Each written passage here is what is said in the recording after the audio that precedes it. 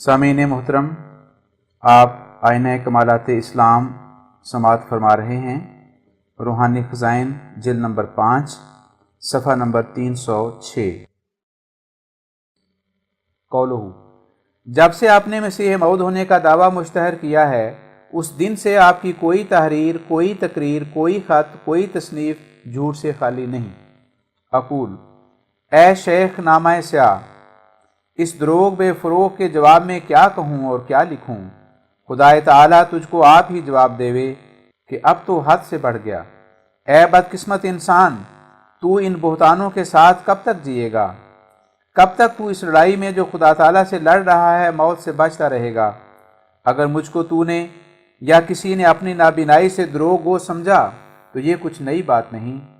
آپ کے ہم خصلت ابو جہل اور ابو لہب بھی خدا تعالیٰ کے نبی صادق کو کذاب جانتے تھے۔ انسان جب فرط تعصب سے اندھا ہو جاتا ہے تو صادق کی ہر ایک بات اس کو کذب بھی معلوم ہوتی ہے، لیکن خدا تعالیٰ صادق کا انجام بخیر کرتا ہے اور کاذب کے نقش ہستی کو مٹا دیتا ہے۔ ان اللہ مع الذین اتقوا والذین هم محسنون، النحل 129۔ قولہ، آپ نے بحث سے گریز کر کے انواع اتہام اور اکاذیب کا اشتہار دیا۔ اقول، یہ سب آپ کے دروغ بے فروغ ہیں جو بباعث تقاضائے فطرت بے اختیار آپ کے منہ سے نکل رہے ہیں، ورنہ جو لوگ میری اور آپ کی تحریروں کو غور سے دیکھتے ہیں وہ خود فیصلہ کر سکتے ہیں کہ آیا اتہام اور کذب اور گریز اس عاجز کا خاصہ ہے یا خود آپ ہی کا۔ چالاکی کی باتیں اگر آپ نہ کریں تو اور کون کرے؟ ایک تو قانون گو شیخ ہوئے، دوسرے 4 حرف پڑھنے کا دماغ میں کیڑا، مگر خوب یاد رکھو وہ دن آتا ہے کہ خود خداوند تعالیٰ ظاہر کر دے گا کہ ہم دونوں میں سے کون کاذب اور مفتری اور خدا تعالیٰ کی نظر میں ذلیل اور رسوا ہے، اور کس کی خداوند کریم آسمانی تائیدات سے عزت ظاہر کرتا ہے۔ ذرا صبر کرو اور انجام کو دیکھو۔ قولہ، آپ میں رحمت اور ہمدردی کا شمع اثر بھی ہوتا تو جس وقت میں نے آپ کے دعویٰ مسیحائی سے اپنا خلاف ظاہر کیا تھا آپ فوراً مجھے اپنی جگہ بلاتے یا غریب خانے پر قدم رنجہ فرماتے۔ اقول، اے حضرت، آپ کو آنے سے کس نے منع کیا تھا؟ یا میری ڈیوڑی پر دربان تھے جنہوں نے اندر آنے سے روک دیا؟ کیا پہلے اس سے آپ پوچھ پوچھ کر آیا کرتے تھے؟ آپ کے تو والد صاحب بھی بیماری اور تب کی حالت میں بھی بٹالے سے افتاں خیزاں میرے پاس آ جاتے تھے، پھر آپ کو نئی روک کون سی پیش آ گئی تھی؟ اور جبکہ آپ اپنے ذاتی بخل اور ذاتی حسد اور شیخ نجدی کے خسائل اور کبر اور نخوت کو کسی حالت میں چھوڑنے والے نہیں تھے تو میں آپ کو اپنے مکان پر بلا کر کیا ہمدردی اور رحمت کرتا؟ ہاں، میں نے آپ کے مکان پر بھی جانا خلاف مصلحت سمجھا، کیونکہ میں نے آپ کے مزاج میں کبر اور نخوت کا مادہ معلوم کر لیا تھا، اور میرے نزدیک یہ قرین مصلحت تھا کہ آپ کو ایک مسل دیا جائے اور جہاں تک ہو سکے وہ مادہ آپ کے اندر سے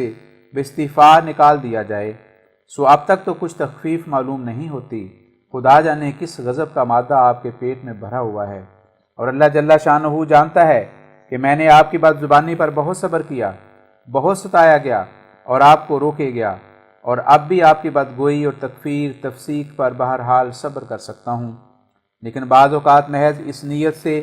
پیرایا درستی آپ کی بدگوئی کے مقابلے میں اختیار کرتا ہوں کتاب و مادہ خبیث کے جو مولویت کے باطل تصور سے آپ کے دل میں جمع ہوا ہے اور جن کی طرح آپ کو چمٹا ہوا ہے وہ بکلی نکل جائے۔ میں سچ سچ کہتا ہوں اور خدا تعالیٰ جانتا ہے کہ میں علی وجہ البصیرت یقین رکھتا ہوں کہ آپ صرف استخوان فروش ہیں اور علم اور درایت اور تفقہ سے سخت بے بہرا اور ایک غبی اور بلید آدمی ہیں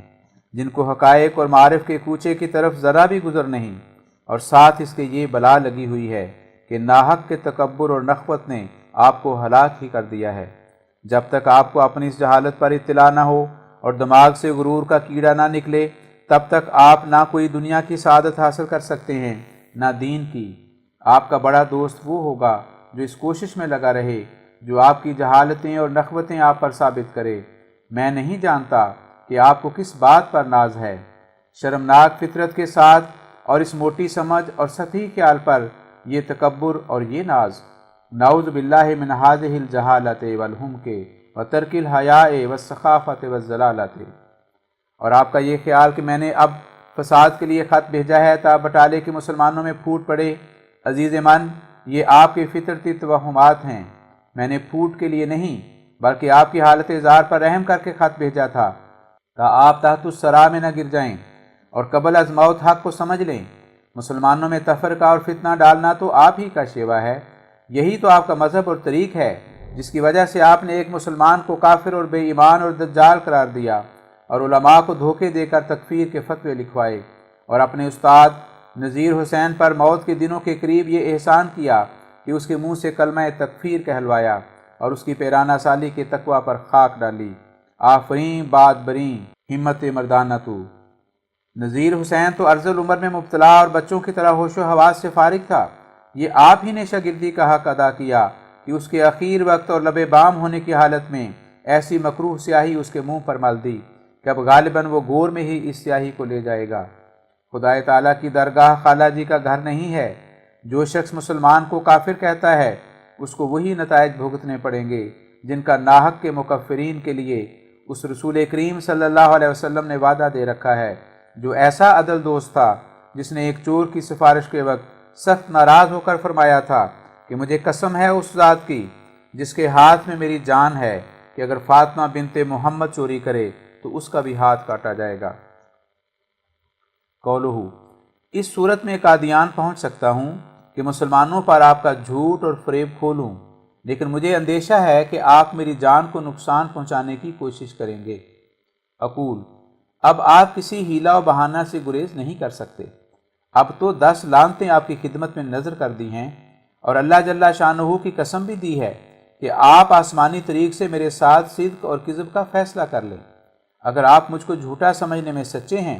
تو میری اس بات کو سنتے ہی مقابلے کے لیے کھڑے ہو جائیں گے، ورنہ ان تمام لعنتوں کو ہضم کر جائیں گے اور کچے اور بیہودہ عذرات سے ٹال دیں گے۔ اور میں آپ کو ہلاک کرنا نہیں چاہتا، ایک ہی ہے جو آپ کو در حالت نہ باز آنے کے ہلاک کرے گا اور اپنے دین کو آپ کے اس فتنہ سے نجات دے گا، اور آپ کے قادیان آنے کی کچھ ضرورت نہیں۔ اگر آپ اللہ اور رسول کے نشان کے موافق آزمائش کے لیے مستعد ہوں تو میں خود بٹالہ اور امرتسر اور لاہور میں آ سکتا ہوں، تاسیہ روئے شوادہر کے دروگش باشد۔ اب ہم ذیل میں شیخ بٹالوی صاحب کا جواب درج کرتے ہیں، اور وہ یہ ہے: بٹالہ، ضلع گرداسپورہ، 1 جنوری 1893، نمبر اول۔ بسم اللہ الرحمن الرحیم۔ مرزا غلام احمد صاحب قادیانی، خدا آپ کو ہدایت کرے اور راہ راست پر لاوے۔ سلام علی من اتبع الہدی۔ آپ کا خط 31 دسمبر 1892 میں نے تعجب سے پڑھا۔ میں آپ کی ان گیدڑ بھبکیوں سے نہیں ڈرتا، بلکہ اس ڈرنے کو شرک سمجھتا ہوں، اور ان کے مقابلے میں یہ آیت قرآن پیش کرتا ہوں: اتحاجونی فی اللہ وقد ہدانی ولا اخاف ما تشرکون بہ الا ان یشاء ربی شیئا وسع ربی کل شیء علما افلا تتذکرون وکیف اخاف ما اشرکتم ولا تخافون انکم اشرکتم باللہ ما لم ینزل بہ علیکم سلطانا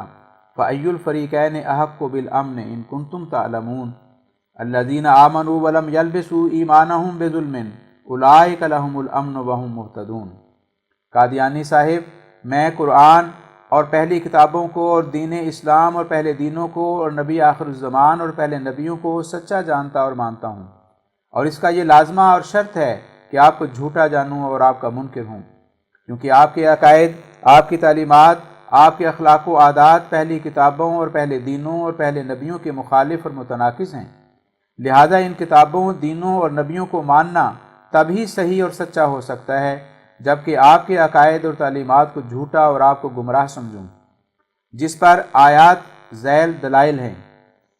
فَمَن يَكْفُرْ بِالطَّاغُوتِ وَيُؤْمِن بِاللَّهِ فَقَدِ اسْتَمْسَكَ بِالْعُرْوَةِ الْوُثْقَىٰ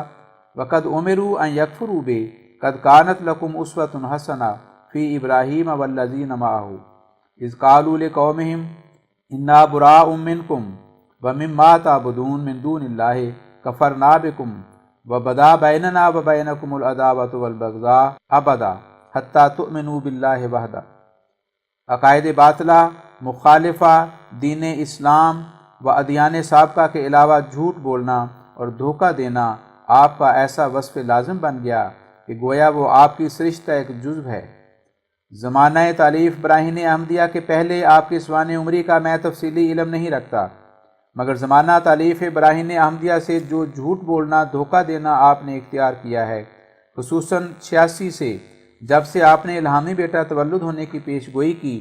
اور اس قسم کی اور پیشین گوئیاں مشتہر کی ہیں، علالخصوص 90 سے جب سے آپ نے مسیح موعود ہونے کا دعویٰ مشتہر کیا ہے، اس سے آپ کی کوئی تحریر، کوئی تقریر، کوئی خط، کوئی تصنیف خالی نہیں ہے۔ اس سے قیاس ہو سکتا ہے کہ پہلے زمانے میں خصوصاً امتحان مختار کاری میں فیل ہونے اور پھر عدالت میں سال ہا سال اپنے مقدمات کرنے کے وقت آپ کا یہی حال رہا ہوگا۔ اس سے ہر یک سمجھ سکتا ہے کہ جو شخص بندوں پر جھوٹ بولنے اور ان کو دھوکہ دینے میں ایسا دلیر ہو، وہ خدا پر افطرا کرنے سے کہ میں ملہم ہوں اور مجھے الہام ہوا ہے کہ فلاں شخص مجھے بیٹی نہ دے گا تو ہلاک ہو جاوے گا۔ یہاں حضور فٹ نوٹ میں لکھتے ہیں، یہ پیشگوئی سچی تھی کہ اپنی میعاد کے اندر پوری ہو گئی، کیونکہ مضمون پیشگوئی کا یہ تھا کہ اگر مرزا احمد بیگ ہوشیار پوری اپنی بیٹی نہیں دے گا تو نکاح کرنے کے بعد 3 برس کے عرصے تک فوت ہو جائے گا۔ چنانچہ مرزا احمد بیگ نے اس الہام کے سننے کے بعد 5 برس تک اپنی لڑکی کلاں کا کسی جگہ نکاح نہ کیا اور زندہ رہا۔ پھر 5 برس کے بعد اس نے اس کا ایک جگہ نکاح کر دیا اور نکاح کے 6 مہینے پیشگوئی کی میعاد میں مر گیا۔ اگر یہ انسان کا کام ہے تو بٹالوی کو قسم ہے کہ ایسے ثبوت کی کوئی نظیر پیش کرے جس کی خدا تعالیٰ نے سچائی ظاہر کر دی ہو، یا آپ ہی بنا کر دکھلاوے، ورنہ اس لعنت سے ڈرے جو سچائی کے دشمنوں پر ایسی جلد اترتی ہے جیسا کہ پہاڑ کی چوٹی سے نیچے کی طرف پتھر۔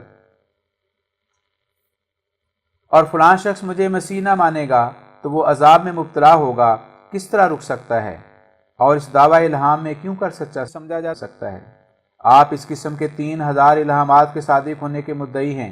میں ان 3000 میں سے صرف 3 الہاموں کے صادق ٹھہرنے پر آپ کو ملہم مان لوں گا اور یہ سمجھوں گا کہ میں نے آپ کے عقائد و تعلیمات کو مخالف حق اور آپ کو بد اخلاق اور گمراہ سمجھنے میں غلطی کی۔ ان 3000 میں سے جن 3 الہاموں کو آپ بین الصدق سمجھتے ہیں، مثلا دیانت سرستی کی موت کے متعلق الہام، یا شیخ مہر علی کی رہائی کی نسبت الہام، یا دلیپ سنگھ کی ناکامی سے واپس ہونے کی نسبت الہام، یا آپ کے آئندہ اور فرضی خسر کے فوت ہو جانے کی نسبت الہام و امثال ذالک، ان کو آپ کسی ایسی مجلس میں جس میں جانبین کے اشخاص مساوی ہوں اور 3 منصف مختلف مذاہب کے یا آزاد مشرب ہوں ثابت کر دیں اور آسانی سے کامیاب ہوں۔ 3 نہ صحیح، چلو ایک ہی اپنے خیالی الہام اخیر کا، جس کو آپ نے اپنے جلسہ میلہ سالانہ میں اپنے معتقدوں اور دام افتادگان میں جو اکثر عوام بے علم تھے اور بعض خود غرض نیچری اور بعض تماشائی جن کو تحقیق اصل حال سے کوئی غرض نہ تھی، بڑی شد و مت سے بیان کیا تھا، واقعی الہام ہونا ثابت کر دیں۔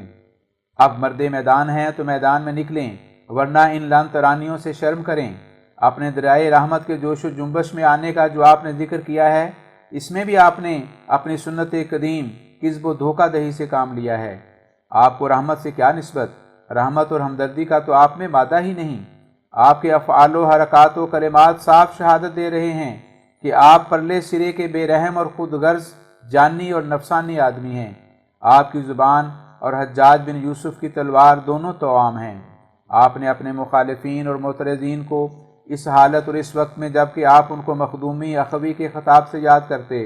اور ان کی نیک نیتی کے معترف تھے، بے حیا، بے ایمان، درندہ، منہ سے جھاگ نکالنے والا کتا، کلب یموت علی کلب، سفلا، کمینہ، وحشی وغیرہ وغیرہ الفاظ سے یاد کیا ہے۔ کیا رحمت اور انسانی نوع کی ہمدردی یہی معنی رکھتی ہے؟ آپ مسلمانوں کا 10,000 سے زیادہ روپیہ کتاب براہین احمدیہ کی قیمت اور قبولیت دعاؤں کی طمع دے کر خرد برد کر چکے ہیں، اور کتاب براہین ہنوز در بطن شاعر کا مصداق ہے،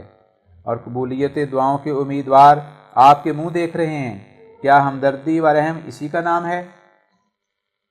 جب مجھے آپ سے آپ کے امکانی ولی ہونے کی نظر سے حسن ظنی تھی تو میں نے آپ سے بارہا التجا کی کہ مجھے آپ اپنے پاس ٹھہرا کر رحمت و برکت کے آثار دکھائیں۔ آپ نے کبھی ہاں نہ کی۔ ایک دفعہ میں نے آپ کو یہ بھی کہا تھا کہ آپ کے مخالف و منکر اچھے رہے کہ آپ ان کو نشان آسمانی دکھانے کے لیے انعام کے وعدے پر بلاتے ہیں، ہم موافقین کو بلا وعدہ انعام بھی نہیں بلاتے، تو آپ ہنس کر چپ ہو گئے۔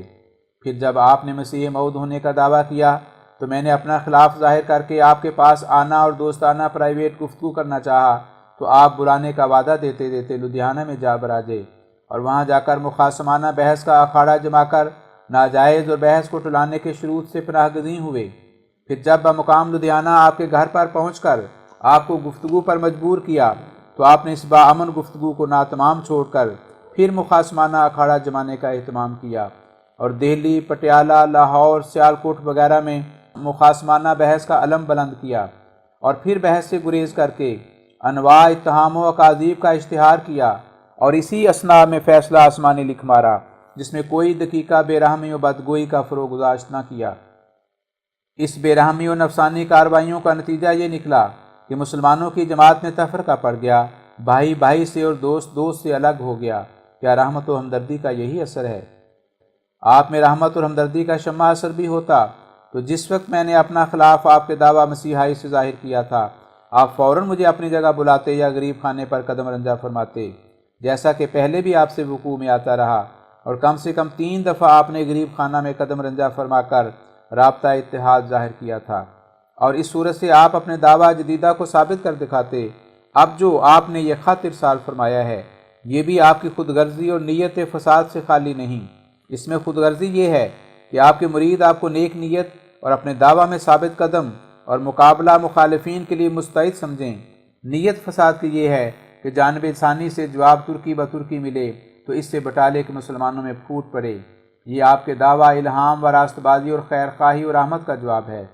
اب میں آپ کی اس درخواست کا کہ خاکسار آپ کے اور آپ کے تابعین کے الہامات و منامات سے ڈر کر آپ کے پاس پہنچے اور آپ کا مطیع ہو جائے یا آپ کو ان ڈرانے والے الہامات و منامات کی اشاعت کی اجازت دے، جواب دیتا ہوں۔ آپ کا خاکسار کو اپنے پاس بلانا اگر اس غرض سے ہے کہ میں آپ کے عقائد باطلہ کی نسبت آپ سے کچھ دریافت کروں تو اس نظر سے آنا فضول ہے۔ ہم مسلمانوں کو آپ کے عقائد باطلہ کے بطلان میں اب کوئی شک نہیں ہے، لہذا اس میں کچھ دریافت کرنے کی کوئی ضرورت و حاجت باقی نہیں۔ ہاں، آپ کو کچھ شک و اشتباہ ہو تو آپ جس وقت چاہیں حسب عادت قدیم غریب خانے پر تشریف لائیں۔ دستور قدیم کے موافق آپ کی مدارات ہوگی اور آپ کی تسلی کی جاوے گی انشاءاللہ تعالی۔ اور اگر خاکسار کو اپنے پاس بلانا اس غرض سے ہے کہ آپ مجھے کوئی نشان آسمانی دکھائیں گے تو اس نظر سے آنا نہ صرف بے فائدہ ہے بلکہ گناہ اور موجب نقصان ہے۔ جس شخص کے عقائد اسلام اور سابق ادیان کے مخالف ہوں اس سے نشان آسمانی کا متوقع ہونا مومن کا کام نہیں، اور اگر وہ کچھ چالاکی اور شعبدہ بازی سے بذریعہ مسمرزم وغیرہ دکھا بھی دے تو اس پر اعتماد کرنا مخالف اسلام ہے۔ اس بات کو آپ بھی اپنے اشتہار میں تسلیم کر چکے ہیں۔ ہاں، اس غرض سے میرا وہاں پہنچنا جائز بلکہ موجب ثواب ہے کہ میں وہاں پہنچ کر آپ کا اظہار نشان آسمانی سے لوگوں پر ظاہر کروں اور مسلمانوں پر آپ کا جھوٹ اور فریب کھولوں، کیونکہ میرے خیال میں آپ کو مسمرزم وغیرہ میں دخل نہیں، اور آپ کے پاس جو ہتھیار اور دام تزویر ہے وہ صرف زبان کی چالاکی اور فکرہ بندی ہے۔ لیکن مجھے اس صورت میں قادیان پہنچنے میں یہ اندیشہ ہے کہ آپ میری جان کو نقصان پہنچانے میں کوشش کریں گے، اور اس سے اپنے الہام کو کہ یہ شخص 52 برس کا ہو کر فوت ہو جاوے گا، جس کو آپ کے حواری اور دوست میاں چٹو ریشم فروش اور میاں رجب الدین شالی کو لاہور وغیرہ آپس میں پھیلا رہے ہیں، سچا کر دکھائیں گے۔ گو واقع میں کبھی سچا نہیں ہو سکتا کیونکہ میں 52 برس کی عمر پوری کر چکا ہوں۔ 17 محرم 1256 ہجری میری پیدائش ہے اور اب 1310 گزر رہا ہے، اور کم سے کم یہ کہ میری آبرو ریزی کی تدبیر کریں گے۔ بس اگر آپ میری اس غرض کو پیش نظر رکھ کر مجھے اپنے پاس بلانا چاہتے ہیں تو میرے اس اندیشے کو ایک باضابطہ تحریر سے جو عدالت میں رجسٹرڈ ہو اٹھا دیں۔ آپ نے اس تحریر ذمہ داری کو منظور کیا تو اس کا مسودہ آپ کے پاس بھیجا جاوے گا۔ اس صورت میں یہ خاکسار قادیان میں حاضر ہوگا اور جو کام آپ کی خدمت گزاری کا یہاں کرتا ہے وہاں بیٹھ کر کرے گا۔ در صورت عدم منظوری شرط مذکور میں قادیان میں نہیں آ سکتا۔ اس صورت میں جو آپ نے اپنے اور اپنے تابعین کے الہامات و منامات کے جو میری نسبت ہوئے ہیں اجازت چاہی ہے، اس سے مجھے تعجب آیا اور یقین ہوا کہ آپ دعویٰ الہام میں کذاب ہیں۔ خدا کے الہام کی اشاعت و تبلیغ کے لیے اوروں کی اجازت کے کیا معنی؟ یہاں حضور فٹ نوٹ میں لکھتے ہیں، بٹالوی صاحب کے اس بیان سے ان کی قرآن دانی اور حدیث خوانی خوب ظاہر ہو رہی ہے۔ ان کو معلوم رہے کہ ہر یک ملہم من اللہ کو 3 قسم کے الہام ہوتے ہیں، ایک واجب التبلیغ، دوسرے وہ الہام جن کے اظہار اور عدم اظہار میں ملہم لوگ اختیار دیے جاتے ہیں، اگر مصلحت اظہار کی سمجھیں تو اظہار کر دیں ورنہ پوشیدہ رکھیں۔ تیسری قسم الہام کی وہ ہے جن کے اظہار سے ملہم لوگ منع کیے جاتے ہیں۔ یہی تقسیم نبی صلی اللہ علیہ وسلم کی حدیث میں موجود ہے۔ سو یہ الہام درمیانی قسم کا الہام تھا جس کا اظہار و عدم اظہار اس عاجز کے اختیار میں دیا گیا تھا، اور انبیاء بھی ہر یک بات خدا تعالیٰ سے حل نہیں کرتے بلکہ اس عالم اسباب میں اپنے اجتہاد سے بھی کام لیتے ہیں۔ فتدبر، اول تو جو الہام کسی نبی یا ولی کو کسی شخص کے ڈرانے کے لیے ہوتا ہے، اس کی اشاعت و تبلیغ اس الہام کا عین مدعا ہوتا ہے، اور اگر آپ کا ملہم آپ کو ایسے الہام کرتا ہے جس کی اشاعت تا نظر ثانی و حکم ثانی جائز نہیں ہوتی، تو آپ اپنے ملہم ہی سے کیوں نہیں پوچھ لیتے کہ میں اس الہام کو شائع کروں یا نہ کروں، اور اگر کروں گا تو کسی قانون کے شکنجے میں تو نہ پھنسایا جاؤں گا۔ آپ کی اس اجازت چاہنے سے معلوم ہوتا ہے کہ آپ الہام کی آڑ میں مجھے گالیاں دینا چاہتے ہیں اور ایسے الفاظ لکھنے اور مشتہر کرنے کا ارادہ رکھتے ہیں جس سے میری حیثیت عرفی کا ازالہ ہو اور میرے عزیزوں اور اقارب کی دل شکنی ہو اور ان کو رنج پہنچے۔ چنانچہ پہلے بھی آپ نے اس قسم کے الہام میری نسبت شائع کیے ہیں۔ وما ھذا، آپ قانونی گرفت کا بھی اندیشہ رکھتے ہیں اور حکام وقت کو اپنے ملہم کی نسبت زبردست سمجھتے ہیں، لہذا میں ایسے الہام کی اشاعت کی اجازت عام نہیں دے سکتا۔ ہاں، اس قسم کی اجازت سے میں رک بھی نہیں سکتا کہ آپ اپنے اور تابعین کے الہامات کو جہاں تک کہ قانون ان کی اشاعت کی اجازت دیتا ہے شائع کریں، اور اپنے ملہم کمزور ڈرپوک کو جو یقیناً خدا تعالیٰ نہیں بلکہ معلم الملکوت ہے، حکام وقت سے مغلوب سمجھ کر اس کے حکم کی تعمیل کو حکام وقت کے قانون کے تابع رکھیں۔ اس کا آپ نے خلاف کیا تو آپ کو کورٹ میں پھر کسی اور آرام گاہ میں آنا پڑے گا۔ آپ کے پچھلے الہامات بھی میری نگاہ میں ہیں، ان کی نسبت تدارک کا ارادہ بھی ہنوز ملتوی نہیں ہوا۔ میں یہ کہنا بھی نامناسب نہیں سمجھتا ہوں کہ اگر آپ خدا سے ہم کلام ہونے کا شرف رکھتے ہیں اور خدا تعالیٰ سے مجملات کی تفصیل پوچھ سکتے ہیں اور ما ھذا بنی نوع سے ہمدردی رکھتے ہیں جیسا کہ آپ نے اپنے خط میں دعویٰ کیا ہے، تو بجائے مجھے دھمکانے اور ڈرانے کے آپ میری نسبت خدا تعالیٰ سے پہلے یہ دریافت کریں کہ جو منظر الہام آپ کو اس شخص کی نسبت ہوا ہے وہ مبرم اور قطعی الوقوع ہے یا اس کا وقوع معلق ہے، اور جو ڈر یا عذاب اس میں بیان کیا گیا ہے وہ در صورت اس کے تابع ہو جانے کے اس شخص سے اٹھ سکتا ہے۔ بس اگر خدا تعالیٰ آپ کو یہ بتا دے کہ وہ مبرم نہیں معلق ہے تو آپ خدا کی جناب میں دعا کریں کہ وہ مجھے آپ کی شناخت کی توفیق دے اور آپ کے تابع کر دے۔ یہاں حضور نوٹ میں فرماتے ہیں، خدا تعالیٰ کسی ملہم کی دعا سے اس کو ہدایت کرتا ہے جس کے دل پر زیغ اور کجی کا غلبہ نہیں ہوتا، ورنہ بموجب فلما زاغوا ازاغ اللہ قلوبہم ہدایت پانے سے محروم رہتا ہے۔ اور مجھ سے وہ عذاب اٹھا لے، اور اس امر میں اپنے درائے رحمت کو جوش میں لامیں اور اس نبی رحیم کی سنت پر عمل کریں جس کو اس کی قوم نے مار کر خون آلودہ کر دیا تھا، اور وہ اپنے چہرے سے خون پونچھتا اور یہ کہتا تھا، اللہم اغفر لقومی فإنہم لا یعلمون۔ اور نیز حضرت کی اس سنت پر عمل کریں کہ جب آپ کے پاس ملک الجبال نے حاضر ہو کر کہا کہ خدا تعالیٰ نے مجھے اس لیے آپ کے پاس بھیجا ہے کہ اگر آپ چاہیں تو میں آپ کے منکروں اور مخالفوں کو پہاڑ کے نیچے کچل دوں، تو آپ نے فرمایا میں یہ نہیں چاہتا، اور میں امید کرتا ہوں کہ ان کی پشتوں سے ایسے لوگ پیدا ہوں گے جو خدا کی توحید پکاریں گے۔ اور اگر خدا تعالیٰ آپ کو یہ خبر دے کہ یہ الہام مبرم و قطعی الوقوع ہے تو پھر آپ میری دعوت سے دستبردار ہوں اور اپنے تابعین کو وہ الہام سنا کر ان پر اپنی نبوت و ولایت ثابت کریں۔ اس صورت میں مجھے دعوت کرنا فضول ہے، کیونکہ قطعی وعدہ عذاب کے بعد کسی نبی نے دعوت نہیں کی۔ اور اگر آپ اپنی اس دھمکی پر مصر رہیں گے تو طالب حق اور منصف جان لیں گے کہ آپ اس دعوت و انذار میں فریب کرتے ہیں اور جھوٹے ہیں۔ میں اخیر میں یہ بھی آپ کو اطلاع دیتا ہوں کہ اگر میں آپ کی مخالفت میں نیک نیت اور حق پر ہوں اور دین اسلام کی حمایت کر رہا ہوں اور نفسانیت کو اس میں دخل نہیں دیتا تو خدا تعالیٰ میری مدد کرے گا اور آپ کو ہدایت کر کے تابع حق اور دین اسلام کرے گا، ورنہ سخت عذاب میں مبتلا کر کے ہلاک کرے گا، اور اگر میری نیت میں فساد ہے تو خدا مجھے اس کا بدلہ خود دے گا۔ آپ کا ڈرانا اور دھمکانا عبث و فضول ہے، خصوصاً ایسی حالت میں کہ میں آپ کو کذاب جانتا ہوں اور اس اعتقاد کو دین اسلام کا جز سمجھتا ہوں، لہذا بہتر ہے کہ آپ ان گیدڑ بھکتیوں سے باز آئیں اور حق کے تابع ہو جائیں۔ آئندہ اختیار ہے، وما علینا الا البلاغ المبین۔ راکم ابو سعید محمد حسین رضی اللہ عنہ۔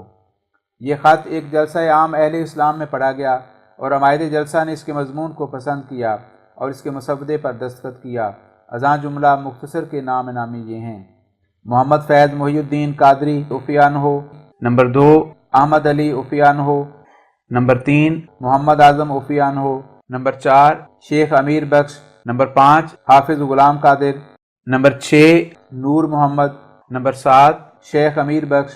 نمبر 8 نبی بخش ذیلدار بٹالہ، برکت علی، نمبر 10 محمد اسحاق ولد قاضی نور احمد، نمبر 11 فقیر شیخ محمد واحد اسلام نقشبندی مخدومی احسنی، نمبر 12 محمد ابراہیم امام مسجد جامع، نمبر 13 حکیم عطا محمد،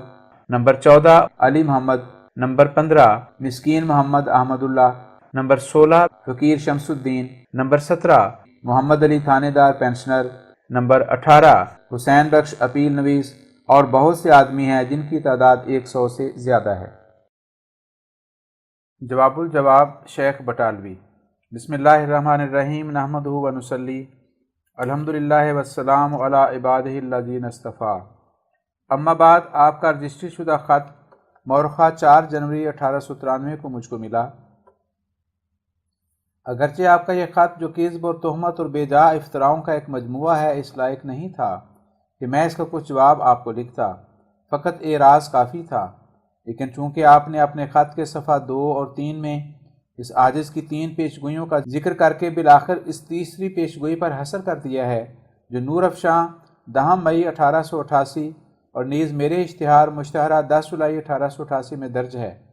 اور آپ نے اقرار کیا ہے کہ اگر اس الہام کا سچا ہونا ثابت ہو جائے تو میں آپ کو ملہم مان لوں گا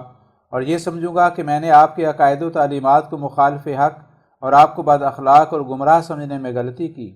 اس لیے اس عاجز نے پھر آپ کی حالت پر رحم کر کے آپ کو اس الہامی پیشگوئی کی ثبوت کی طرف توجہ دلانا مناسب سمجھا۔ وہ پیشگوئی، جیسا کہ آپ خود اپنے خط میں بیان کر چکے ہیں، یہی تھی کہ اگر مرزا احمد بیگ ہوشیار پوری اپنی بیٹی اس عاجز کو نہ دیوے اور کسی سے نکاح کر دیوے تو روزے نکاح سے 3 برس کے اندر فوت ہو جائے گا۔ اس پیشگوئی کی یہ بنیاد نہیں تھی کہ خواہ نخواہ مرزا احمد بیگ کی بیٹی کی درخواست کی گئی تھی، بلکہ یہ بنیاد تھی کہ یہ فریق مخالف، جن میں سے مرزا احمد بیگ بھی ایک تھا، اس عاجز کے قریبی رشتہ دار مگر دین کے سخت مخالف تھے، اور ایک ان میں سے عداوت میں اس قدر بڑا ہوا تھا کہ اللہ جل شانہ اور رسول اللہ صلی اللہ علیہ وسلم کو علانیہ گالیاں دیتا تھا اور اپنا مذہب داہریہ رکھتا تھا،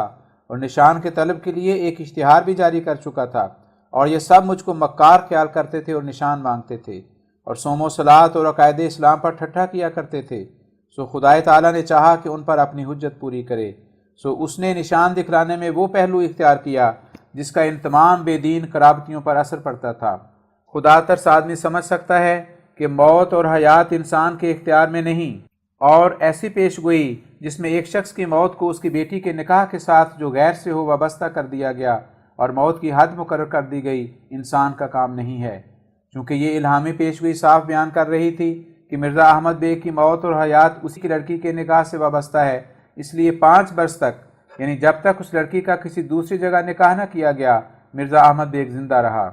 اور پھر 7 اپریل 1892 میں احمد بیگ نے اس لڑکی کا ایک جگہ نکاح کر دیا، اور بموجب پیشگوئی کے 3 برس کے اندر،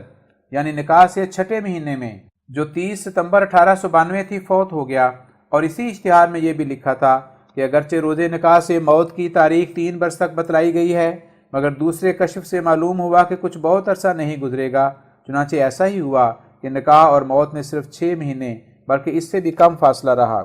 یعنی جیسا کہ میں لکھ چکا ہوں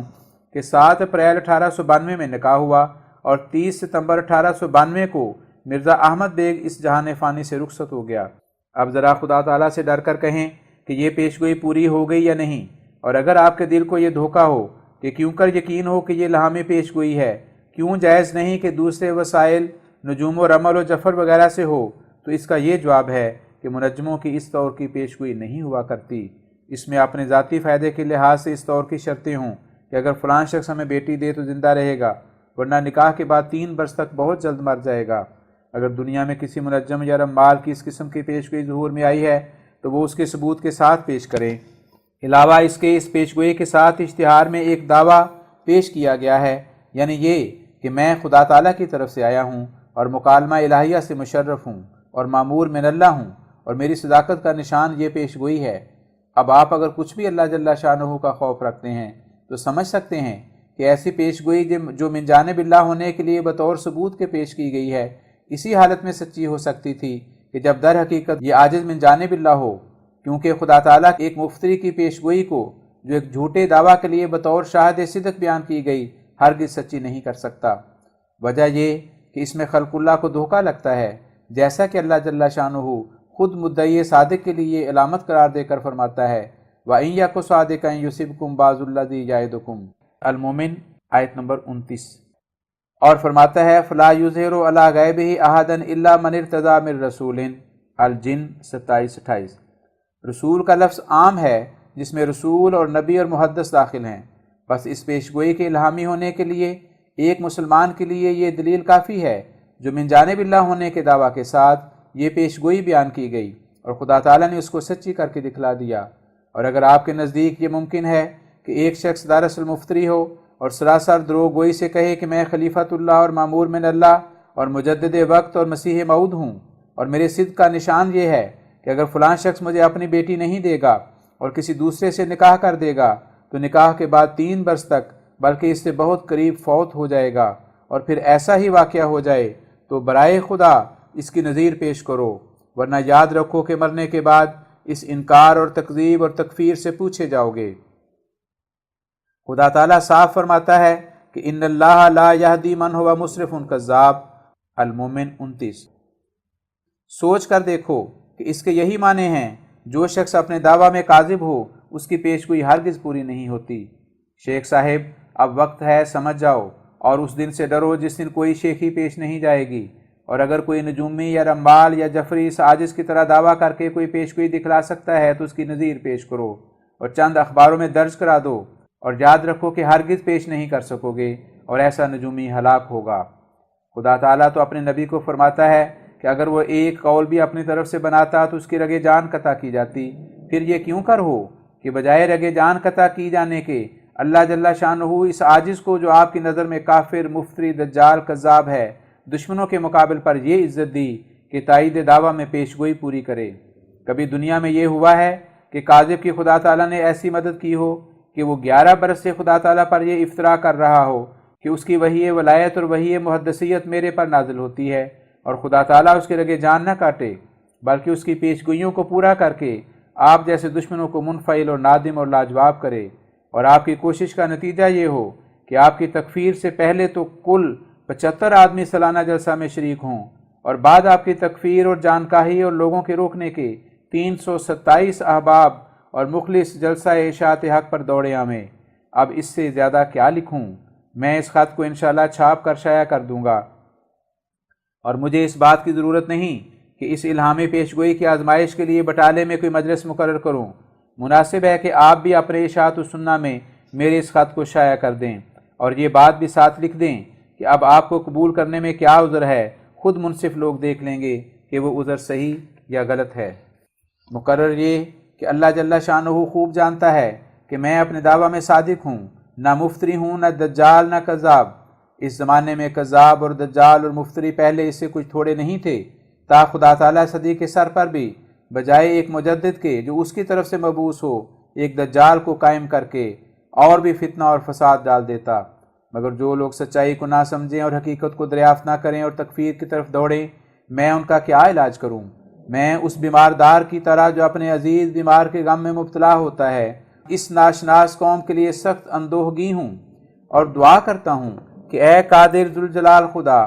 اے ہادی و رہنما، ان لوگوں کی آنکھیں کھول اور آپ ان کو بصیرت بخش، اور آپ ان کے دلوں کو سچائی اور راستی کا الہام بخش، اور یقین رکھتا ہوں کہ میری دعائیں خطا نہیں جائیں گی،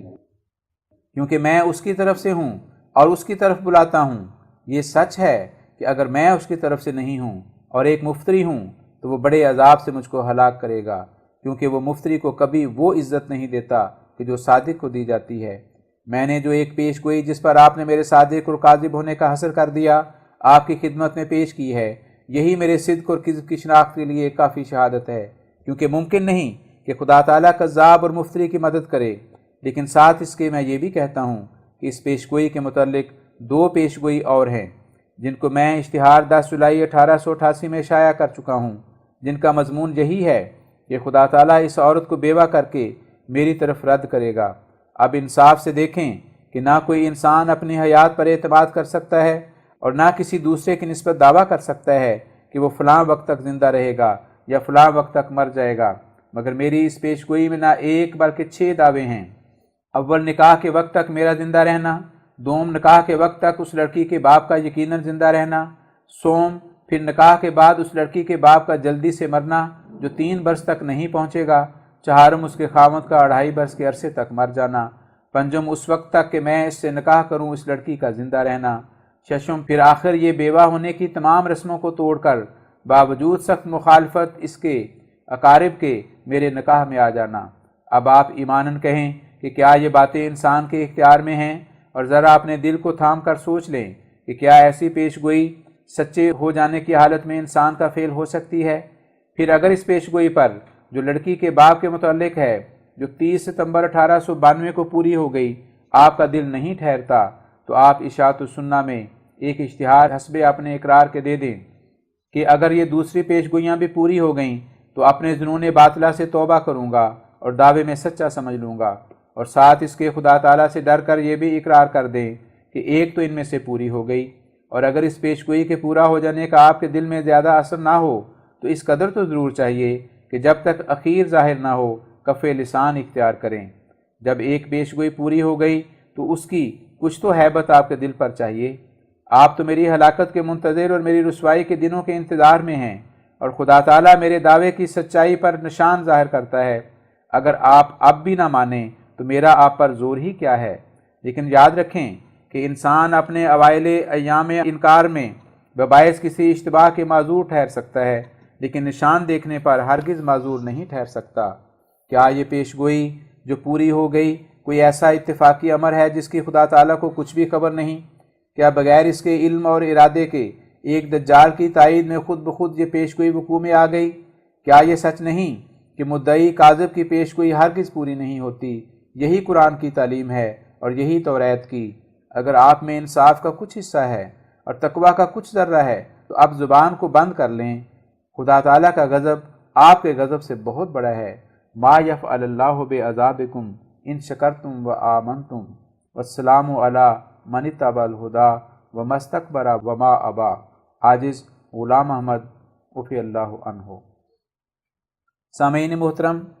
آپ آئینہ کمالات اسلام سماعت فرما رہے ہیں۔ روحانی خزائن جلد نمبر 5 صفحہ نمبر 326۔ ذیل میں ہم خط محبی نواب سردار محمد علی خان صاحب کا لکھتے ہیں۔ یہ خط نواب صاحب موصوف نے کسی اور طالب حق کی تحریک سے لکھا ہے، ورنہ خود نواب صاحب اس عاجز سے ایک خاص تعلق اخلاص و محبت رکھتے ہیں اور اس سلسلے کے حامی بدل و جان ہیں۔ بسم اللہ الرحمن الرحیم۔ طبیب روحانی مکرم معظم سلمہ اللہ تعالی۔ السلام علیکم۔ بندہ بسبب علالت طبع کے جواب سے قاصر رہا۔ الحمدللہ کہ اب خیریت سے ہوں، امید ہے کہ جناب بھی خیریت سے ہوں گے۔ روپیہ ہم دست مرزا خدا بخش صاحب ارسال کیا گیا ہے، امید کہ مرزا صاحب نے آپ سے کل حال بیان کر دیا ہوگا۔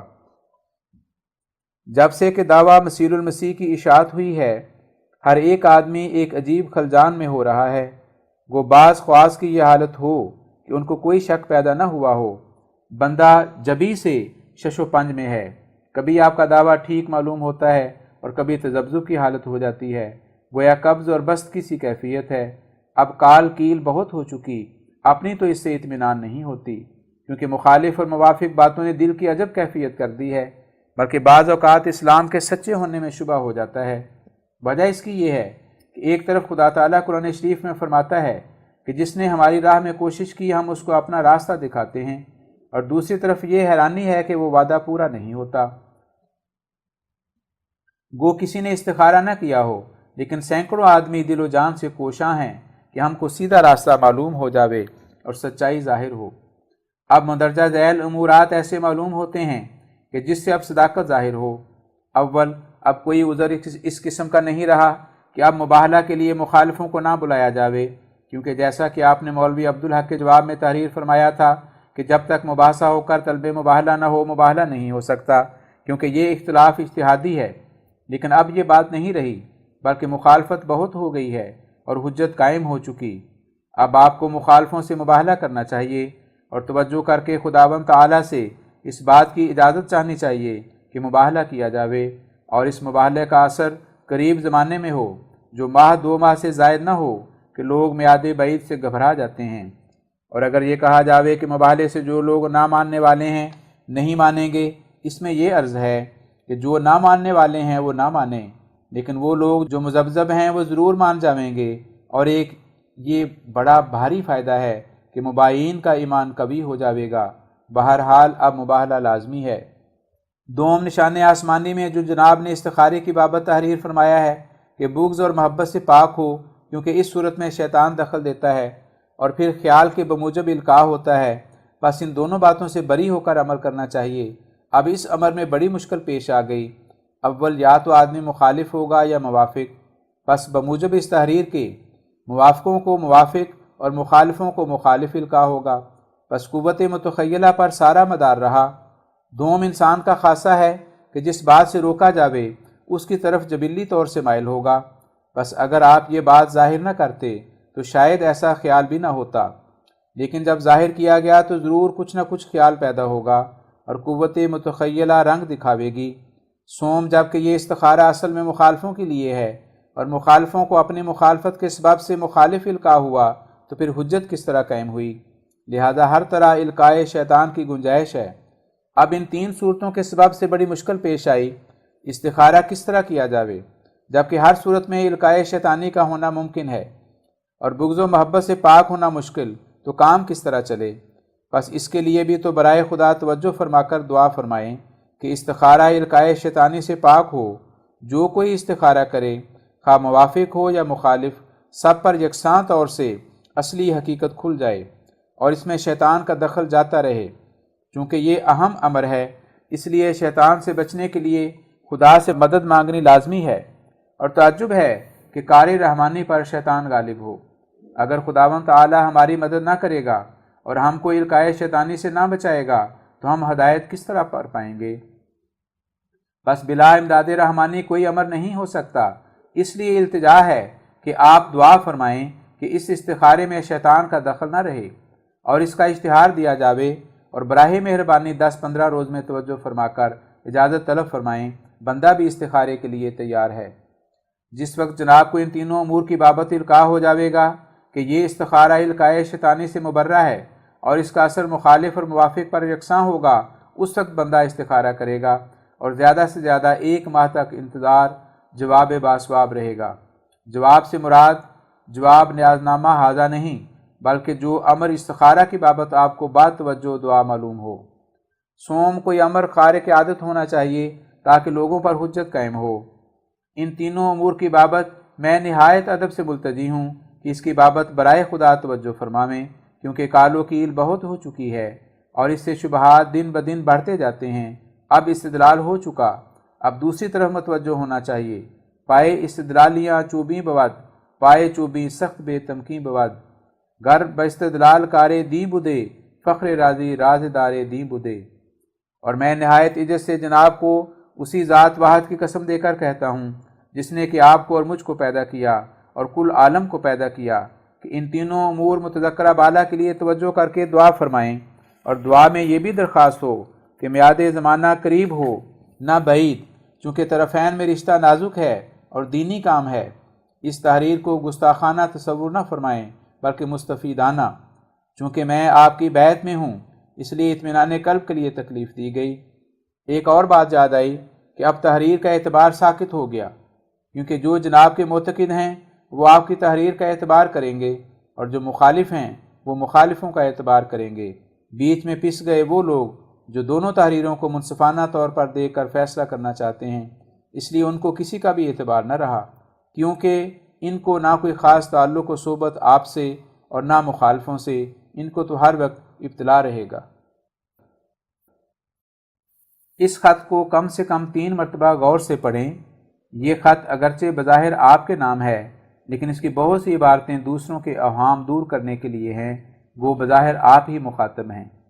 بسم اللہ الرحمن الرحیم، نحمدہ و نصلی، محبی و عزیزی اخویم نواب محمد علی خان صاحب سلمہ اللہ تعالی۔ السلام علیکم ورحمۃ اللہ وبرکاتہ۔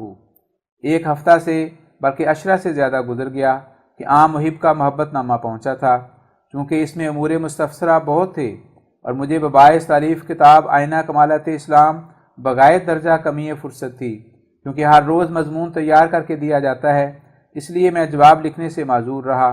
اور آپ کی طرف سے تقاضا بھی نہیں تھا۔ آج مجھے خیال آیا کہ چونکہ آپ ایک خالص محب ہیں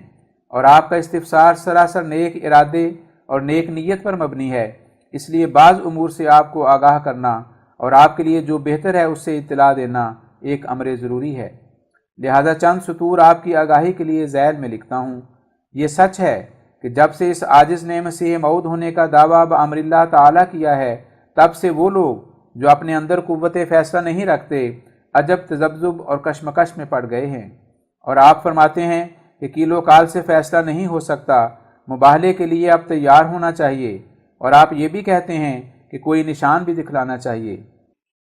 نمبر 1، مباہلہ کی نسبت آپ کے خط سے چند روز پہلے مجھے خود بخود اللہ جل شانہ نے اجازت دے دی ہے، اور یہ خدا تعالیٰ کے ارادے سے آپ کے ارادے کا توارد ہے کہ آپ کی طبیعت میں یہ جنبش پیدا ہوئی۔ مجھے معلوم ہوتا ہے کہ اب اجازت دینے میں حکمت یہ ہے کہ اول حال میں صرف اس لیے مباہلہ ناجائز تھا کہ ابھی مخالفین کو بخوبی سمجھایا نہیں گیا تھا اور وہ اصل حقیقت سے سراسر ناواقف تھے، اور تکفیر پر بھی ان کا وہ جوش نہ تھا جو بعد اس کے ہوا۔ لیکن اب تالیف آئینہ کمالات اسلام کے بعد تفہیم اپنے کمال کو پہنچ گئی،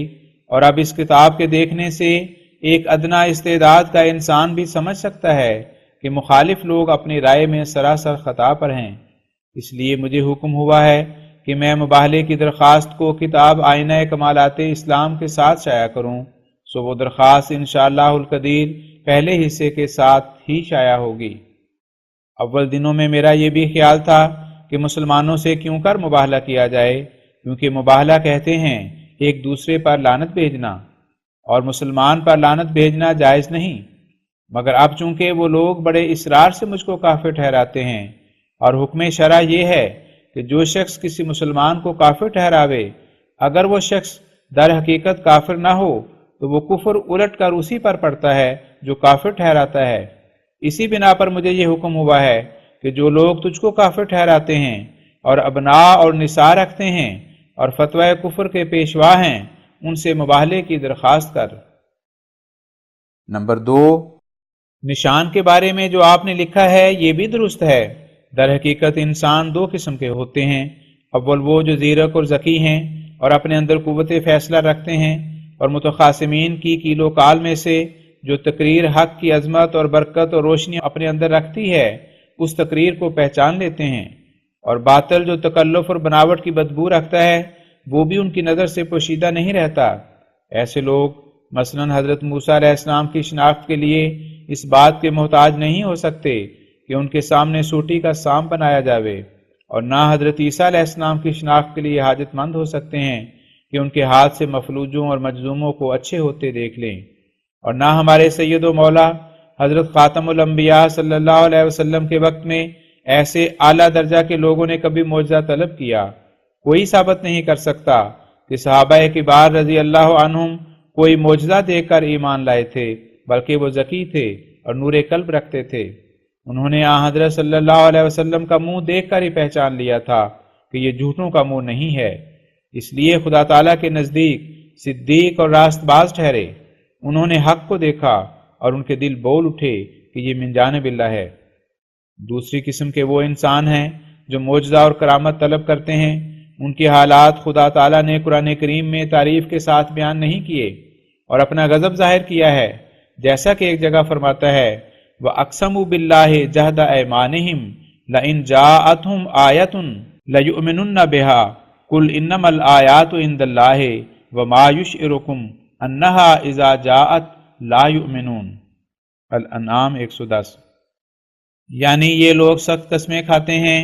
کہ اگر کوئی نشان دیکھیں تو ضرور ایمان لائیں گے، ان کو کہہ دے کہ نشان تو خدا تعالیٰ کے پاس ہیں، اور تمہیں خبر نہیں کہ جب نشان بھی دیکھیں گے تو کبھی ایمان نہیں لائیں گے۔ پھر فرماتا ہے یوم یأتی بعض آیات ربک لا ینفع نفسا ایمانها لم تکن آمنت من قبل۔ الانعام 159۔ یعنی جب بعض نشان ظاہر ہوں گے تو اس دن ایمان لانا بے سود ہوگا، اور جو شخص صرف نشان کے دیکھنے کے بعد ایمان لایا ہے اس کو وہ ایمان نفع نہیں دے گا۔ پھر فرماتا ہے وَيَقُولُونَ مَتَىٰ هَٰذَا الْوَعْدُ إِن كُنتُمْ صَادِقِينَ قُل لَّا أَمْلِكُ لِنَفْسِي ضَرًّا وَلَا نَفْعًا إِلَّا مَا شَاءَ اللَّهُ لِكُلِّ أُمَّةٍ أَجَلٌ۔ یونس 49-50۔ یعنی کافر کہتے ہیں کہ وہ نشان کب ظاہر ہوں گے اور یہ وعدہ کب پورا ہوگا، سو ان کو کہہ دے کہ مجھے ان باتوں میں دخل نہیں، نہ میں اپنے نفس کے لیے ضرر کا مالک ہوں نہ نفع کا، مگر جو خدا چاہے۔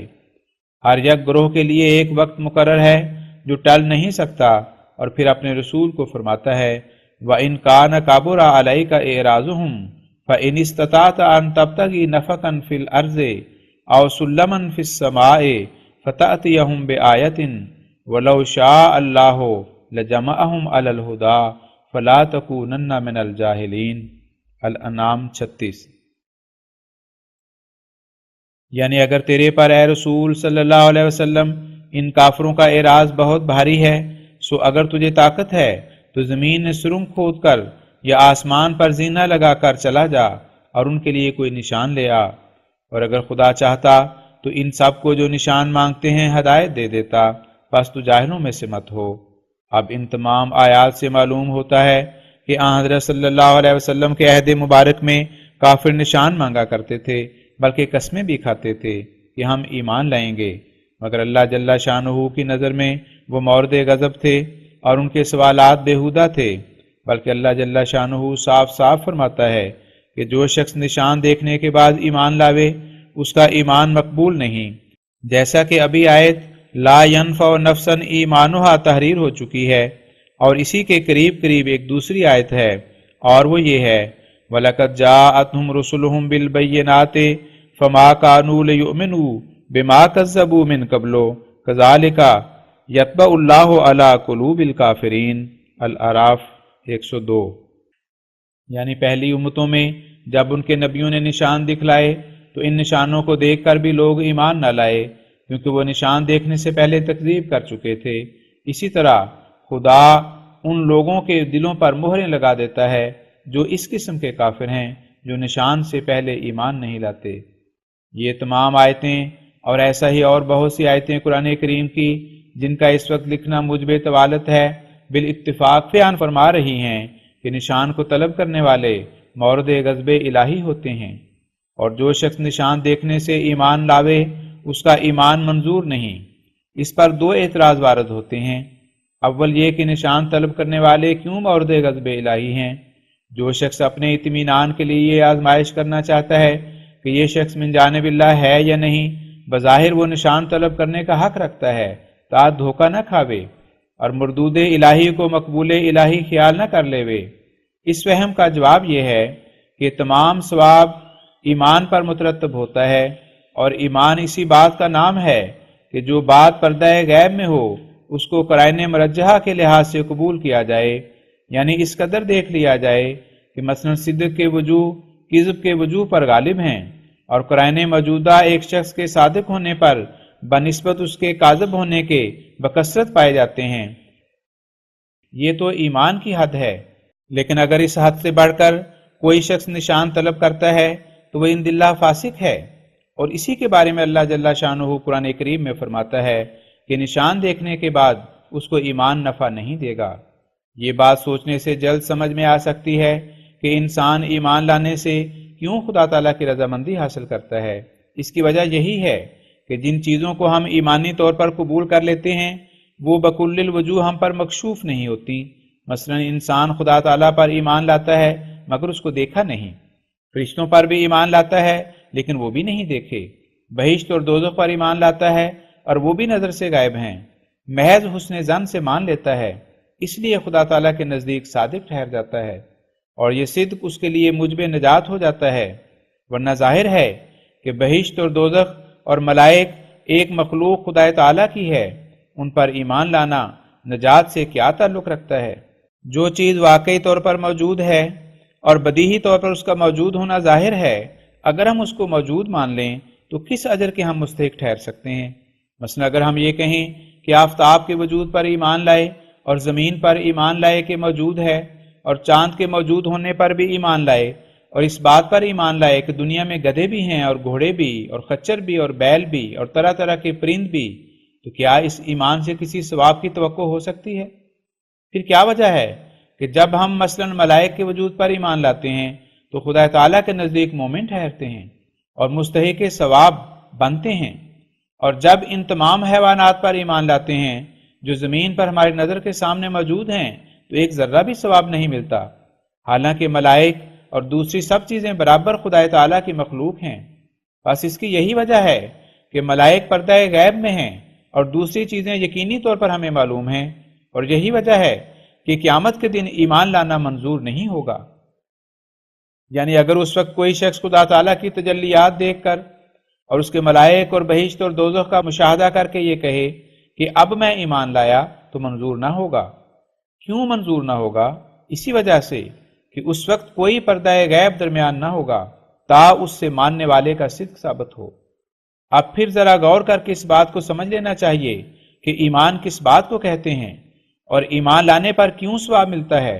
امید ہے کہ آپ بفضل ہی تعالی تھوڑا سا فکر کر کے اس بات کو جلد سمجھ جائیں گے کہ ایمان لانا اس طرز قبول سے مراد ہے کہ جب بعض گوشے یعنی بعض پہلو کسی حقیقت کے جس پر ایمان لایا جاتا ہے مخفی ہوں، اور نظر دقیق سے سوچ کر اور قرائن مرجحہ کو دیکھ کر اس حقیقت کو قبل اس کے کہ وہ بکلی کھل جائے قبول کر لیا جائے، یہ ایمان ہے جس پر ثواب مترتب ہوتا ہے۔ اور اگرچہ رسولوں اور نبیوں اور اولیاء کرام علیہم السلام سے بلا شبہ نشان ظاہر ہوتے ہیں، مگر سعید آدمی جو خدا تعالیٰ کے پیارے ہیں ان نشانوں سے پہلے اپنی فراست صحیحہ کے ساتھ قبول کر لیتے ہیں، اور جو لوگ نشانوں کے بعد قبول کرتے ہیں وہ لوگ خدا تعالیٰ کی نظر میں ذلیل اور بے قدر ہیں۔ بلکہ قرآن کریم بآواز بلند بیان فرماتا ہے کہ جو لوگ نشان دیکھنے کے بغیر حق کو قبول نہیں کر سکتے وہ نشان کے بعد بھی قبول نہیں کرتے، کیونکہ نشان کے ظاہر ہونے سے پہلے وہ بالظاہر منکر ہوتے ہیں اور علانیہ کہتے پھرتے ہیں کہ یہ شخص کذاب اور جھوٹا ہے کیونکہ اس نے کوئی نشان نہیں دکھلایا۔ اور ان کی ضلالت کا زیادہ یہ موجب ہوتا ہے کہ خدا تعالیٰ بھی بباعث آزمائش اپنے بندوں کے نشان دکھلانے میں عمدن تاخیر اور توقف ڈالتا ہے، اور وہ لوگ تکذیب اور انکار میں بڑھتے جاتے ہیں یہاں تک کہ انکار میں ترقی کرتے کرتے اپنی راہوں کو پختہ کر لیتے ہیں اور دعویٰ سے کہنے لگتے ہیں کہ در حقیقت یہ شخص کذاب ہے، مفتری ہے، مکار ہے، دروغ گو ہے، جھوٹا ہے اور من جانب اللہ نہیں ہے۔ بس جب وہ شدت سے اپنی رائے کو قائم کر چکتے ہیں اور تقریروں کے ذریعہ سے اور تحریروں کے ذریعہ سے اور مجلسوں میں بیٹھ کر اور ممبروں پر چڑھ کر اپنی مستقل رائے دنیا میں پھیلا دیتے ہیں کہ در حقیقت یہ شخص کذاب ہے، تب اس وقت عنایت الہی توجہ فرماتی ہے کہ اپنے عاجز بندے کی عزت اور صداقت ظاہر کرنے کے لیے کوئی اپنا نشان ظاہر کرے۔ اس وقت کوئی غیبی نشان ظاہر ہوتا ہے جس سے صرف وہ لوگ فائدہ اٹھاتے ہیں جو پہلے مان چکے ہوتے ہیں اور انصار حق میں داخل ہو گئے تھے، یا وہ جنہوں نے اپنی زبانوں اور اپنے کلموں اور اپنے خیالات کو مخالفانہ اظہار سے بچا لیا تھا، لیکن وہ بد نصیب گروہ جو مخالفانہ ارادوں کو ظاہر کر چکے تھے وہ نشان دیکھنے کے بعد بھی اس کو قبول نہیں کر سکتے، کیونکہ وہ تو اپنی رائیں علی رؤوس الاشہاد شائع کر چکے، اشتہار دے چکے، مہریں لگا چکے کہ یہ شخص در حقیقت کذاب ہے۔ اس لیے اب اپنی مشہور کردہ رائے سے مخالف اقرار کرنا ان کے لیے مرنے سے بھی زیادہ سخت ہو جاتا ہے، کیونکہ اس سے ان کی ناک کٹتی ہے اور ہزاروں لوگوں پر ان کی حماقت ثابت ہوتی ہے کہ پہلے تو بڑے زور شور سے دعویٰ کرتے تھے کہ یہ شخص ضرور کاذب ہے، ضرور کاذب ہے، اور قسمیں کھاتے اور اپنی عقل اور علمیت جتلاتے تھے، اور اب اسی کی تائید کرتے ہیں۔ اور میں پہلے اس سے بیان کر چکا ہوں کہ ایمان لانے پر ثواب اسی وجہ سے ملتا ہے کہ ایمان لانے والا چند قرائن صدق کے لحاظ سے ایسی باتوں کو قبول کر لیتا ہے کہ وہ ہنوز مخفی ہیں، جیسا کہ اللہ جل شانہ نے مومنوں کی تعریف قرآن کریم میں فرمائی ہے کہ یؤمنون بالغیب، یعنی ایسی بات کو مان لیتے ہیں کہ وہ ہنوز پردہ غیب ہے، جیسا کہ صحابہ کرام نے ہمارے سید و مولا صلی اللہ علیہ وسلم کو مان لیا اور کسی نے نشان نہ مانگا اور کوئی ثبوت طلب نہ کیا، اور گو بعد اس کے اپنے وقت پر بارش کی طرح نشان برسے اور معجزات ظاہر ہوئے، لیکن صحابہ کرام ایمان لانے میں معجزات کے محتاج نہیں ہوئے، اور اگر وہ معجزات کے دیکھنے پر ایمان موقوف رکھتے تو ایک ذرہ بزرگی ان کی ثابت نہ ہوتی اور عوام میں سے شمار کیے جاتے اور خدا تعالیٰ کے مقبول اور پیارے بندوں میں داخل نہ ہو سکتے، کیونکہ جن جن لوگوں نے نشان مانگا خدا تعالیٰ نے ان پر عطاب ظاہر کیا اور در حقیقت ان کا انجام اچھا نہ ہوا، اور اکثر وہ بے ایمانی کی حالت میں ہی مرے۔ غرض خدا تعالیٰ کی تمام کتابوں سے ثابت ہوتا ہے کہ نشان مانگنا کسی قوم کے لیے مبارک نہیں ہوا، اور جس نے نشان مانگا وہی تباہ ہوا۔ انجیل میں بھی حضرت مسیح فرماتے ہیں کہ اس وقت کے حرام کار مجھ سے نشان مانگتے ہیں، ان کو کوئی نشان دیا نہیں جائے گا۔ میں پہلے بھی لکھ چکا ہوں کہ بالطبع ہر یک شخص کے دل میں اس جگہ یہ سوال پیدا ہوگا کہ بغیر کسی نشان کے حق اور باطل میں انسان کیوں کر فرق کر سکتا ہے، اور اگر بغیر نشان دیکھنے کے کسی کو من جانب اللہ قبول کیا جائے تو ممکن ہے کہ اس قبول کرنے میں دھوکہ ہو۔ اس کا جواب وہی ہے جو میں لکھ چکا ہوں کہ خدا تعالیٰ نے ایمان کا ثواب اکثر اسی امر سے مشروط کر رکھا ہے کہ نشان دیکھنے سے پہلے ایمان ہو، اور حق اور باطل میں فرق کرنے کے لیے یہ کافی ہے کہ چند قرائن جو وجہ تصدیق ہو سکیں اپنے ہاتھ میں ہوں، اور تصدیق کا پلہ تکذیب کے پلے سے بھاری ہو۔ مثلا حضرت صدیق اکبر ابو بکر رضی اللہ عنہ جو حضرت صلی اللہ علیہ وسلم پر ایمان لائے تو انہوں نے کوئی معجزہ طلب نہیں کیا، اور جب پوچھا گیا کہ کیوں ایمان لائے تو بیان کیا کہ میرے پر محمد صلی اللہ علیہ وسلم کا امین ہونا ثابت ہے، اور میں یقین رکھتا ہوں کہ انہوں نے کبھی کسی انسان کی نسبت بھی جھوٹ کو استعمال نہیں کیا، چہ جائے کہ خدا تعالیٰ پر جھوٹ باندھیں۔ ایسا ہی اپنے اپنے مذاق پر ہر یک صحابی ایک ایک اخلاقی یا تعلیمی فضیلت حضرت صلی اللہ علیہ وسلم کی دیکھ کر اور اپنی نظر دقیق سے اس کو وجہ صداقت ٹھہرا کر ایمان لائے تھے، اور ان میں سے کسی نے بھی نشان نہیں مانگا تھا، اور کاذب اور صادق میں فرق کرنے کے لیے ان کی نگاہوں میں یہ کافی تھا کہ حضرت صلی اللہ علیہ وسلم تقویٰ کے اعلیٰ مراتب پر ہیں، اپنے منصب کے اظہار میں بڑی شجاعت اور استقامت رکھتے ہیں، اور جس تعلیم کو لائے ہیں وہ دوسری سب تعلیموں سے صاف تر اور پاک تر اور سراسر نور ہے، اور تمام اخلاق حمیدہ میں بے نظیر ہیں، اور للہ جوش ان میں اعلیٰ درجہ کے پائے جاتے ہیں، اور صداقت ان کے چہرے پر برس رہی ہے۔ بس انہی باتوں کو دیکھ کر انہوں نے قبول کر لیا کہ وہ در حقیقت خدا تعالیٰ کی طرف سے ہیں۔ اس جگہ یہ نہ سمجھا جائے کہ حضرت صلی اللہ علیہ وسلم سے معجزات ظاہر نہیں ہوئے، بلکہ تمام انبیاء سے زیادہ ظاہر ہوئے، لیکن عادت اللہ اسی طرح پر جاری ہے کہ اوائل میں کھلے کھلے معجزات اور نشان مخفی رہتے ہیں تا صادقوں کا صدق اور کاذبوں کا کذب پرکھا جائے۔ یہ زمانہ ابتلا کا ہوتا ہے، اور اس میں کوئی کھلا کھلا نشان ظاہر نہیں ہوتا۔ پھر جب ایک گروہ صافی دلوں کا اپنی نظر دقیق سے ایمان لے آتا ہے اور عوام کل انعام باقی رہ جاتے ہیں تو ان پر حجت پوری کرنے کے لیے یا ان پر عذاب نازل کرنے کے لیے نشان ظاہر ہوتے ہیں، مگر ان نشانوں سے وہی لوگ فائدہ اٹھاتے ہیں جو پہلے ایمان لا چکے تھے، اور بعد میں ایمان لانے والے بہت کم ہوتے ہیں، کیونکہ ہر روزہ تکذیب سے ان کے دل سخت ہو جاتے ہیں اور اپنی مشہور کردہ راہوں کو وہ بدل نہیں سکتے۔ آخر اسی کفر اور انکار میں واسطے جہنم ہوتے ہیں۔ مجھے دلی خواہش ہے اور میں دعا کرتا ہوں کہ آپ کو یہ بات سمجھ آ جاوے کہ در حقیقت ایمان کے مفہوم کے لیے یہ بات ضروری ہے کہ پوشیدہ چیزوں کو مان لیا جائے، اور جب ایک چیز کی حقیقت ہر طرح سے کھل جائے یا ایک وافر حصہ اس کا کھل جائے تو پھر اس کا مان لینا ایمان میں داخل نہیں۔ مثلا اب جو دن کا وقت ہے، اگر میں یہ کہوں کہ میں اس بات پر ایمان لاتا ہوں کہ اب دن ہے رات نہیں ہے تو میرے اس ماننے میں کیا خوبی ہوگی، اور اس ماننے میں مجھے دوسروں پر کیا زیادت ہے۔ سعید آدمی کی پہلی نشانی یہی ہے کہ اس بابرکت بات کو سمجھ لے کہ ایمان کس چیز کو کہا جاتا ہے، کیونکہ جس قدر ابتدائی دنیا سے لوگ انبیاء کی مخالفت کرتے آئے ہیں، ان کی عقلوں پر یہی پردہ پڑا ہوا تھا کہ وہ ایمان کی حقیقت کو نہیں سمجھتے تھے، اور چاہتے تھے کہ جب تک دوسرے امور مشہودہ محسوسہ کی طرح انبیاء کی نبوت اور ان کی تعلیم کھل نہ جائے تب تک قبول کرنا مناسب نہیں، اور وہ بے وقوف یہ خیال نہیں کرتے تھے کہ کہ کھلی ہوئی چیز کو ماننا ایمان میں کیوں کر داخل ہوگا؟ وہ تو ہندسہ اور حساب کی طرح ایک علم ہوا، نہ کہ ایمان۔ بس یہی حجاب تھا کہ جس کی وجہ سے ابو جہل اور ابو لہب وغیرہ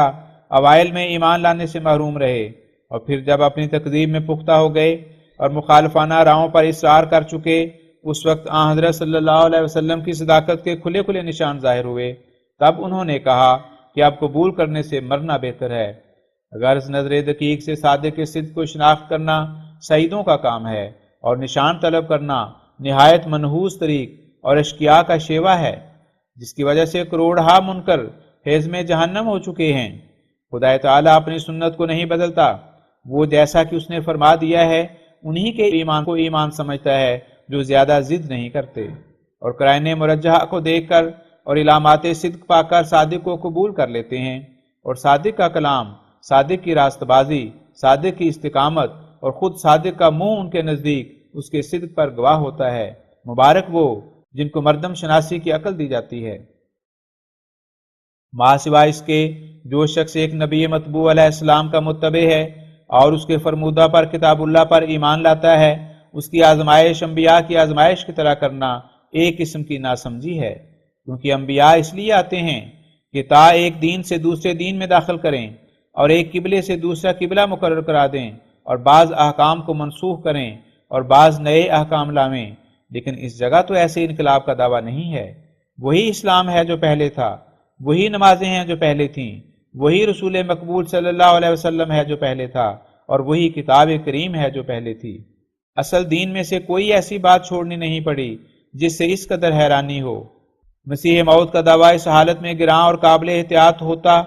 کہ جب اس کے دعویٰ کے ساتھ نعوذ باللہ کچھ دین کے احکام کی کمی بیشی ہوتی اور ہماری عملی حالت دوسرے مسلمانوں سے کچھ فرق رکھتی۔ اب جبکہ ان باتوں میں سے کوئی بھی نہیں، صرف مابہن نزاع حیات مسیح اور وفات مسیح ہے، اور مسیح موعود کا دعویٰ اس مسئلے کی در حقیقت ایک فرع ہے، اور اس دعویٰ سے مراد کوئی عملی انقلاب نہیں، اور نہ اسلامی اعتقادات پر اس کا کچھ مخالفانہ اثر ہے، تو کیا اس دعویٰ کے تسلیم کرنے کے لیے کسی بڑے معجزے یا کرامت کی حاجت ہے، جس کا مانگنا رسالت کے دعویٰ میں عوام کا قدیم شیوہ ہے؟ ایک مسلمان جسے تائید اسلام کے لیے خدا تعالیٰ نے بھیجا، جس کے مقاصد یہ ہیں کہ تا دین اسلام کی خوبیاں لوگوں پر ظاہر کرے اور آج کل کے فلسفی وغیرہ الزاموں سے اسلام کا پاک ہونا ثابت کر دے، اور مسلمانوں کو اللہ اور رسول کی محبت کی طرف رجوع دلاوے، کیا اس کا قبول کرنا ایک منصف مزاج اور خدا ترس آدمی پر کوئی مشکل امر ہے؟ مسیح موعود کا دعویٰ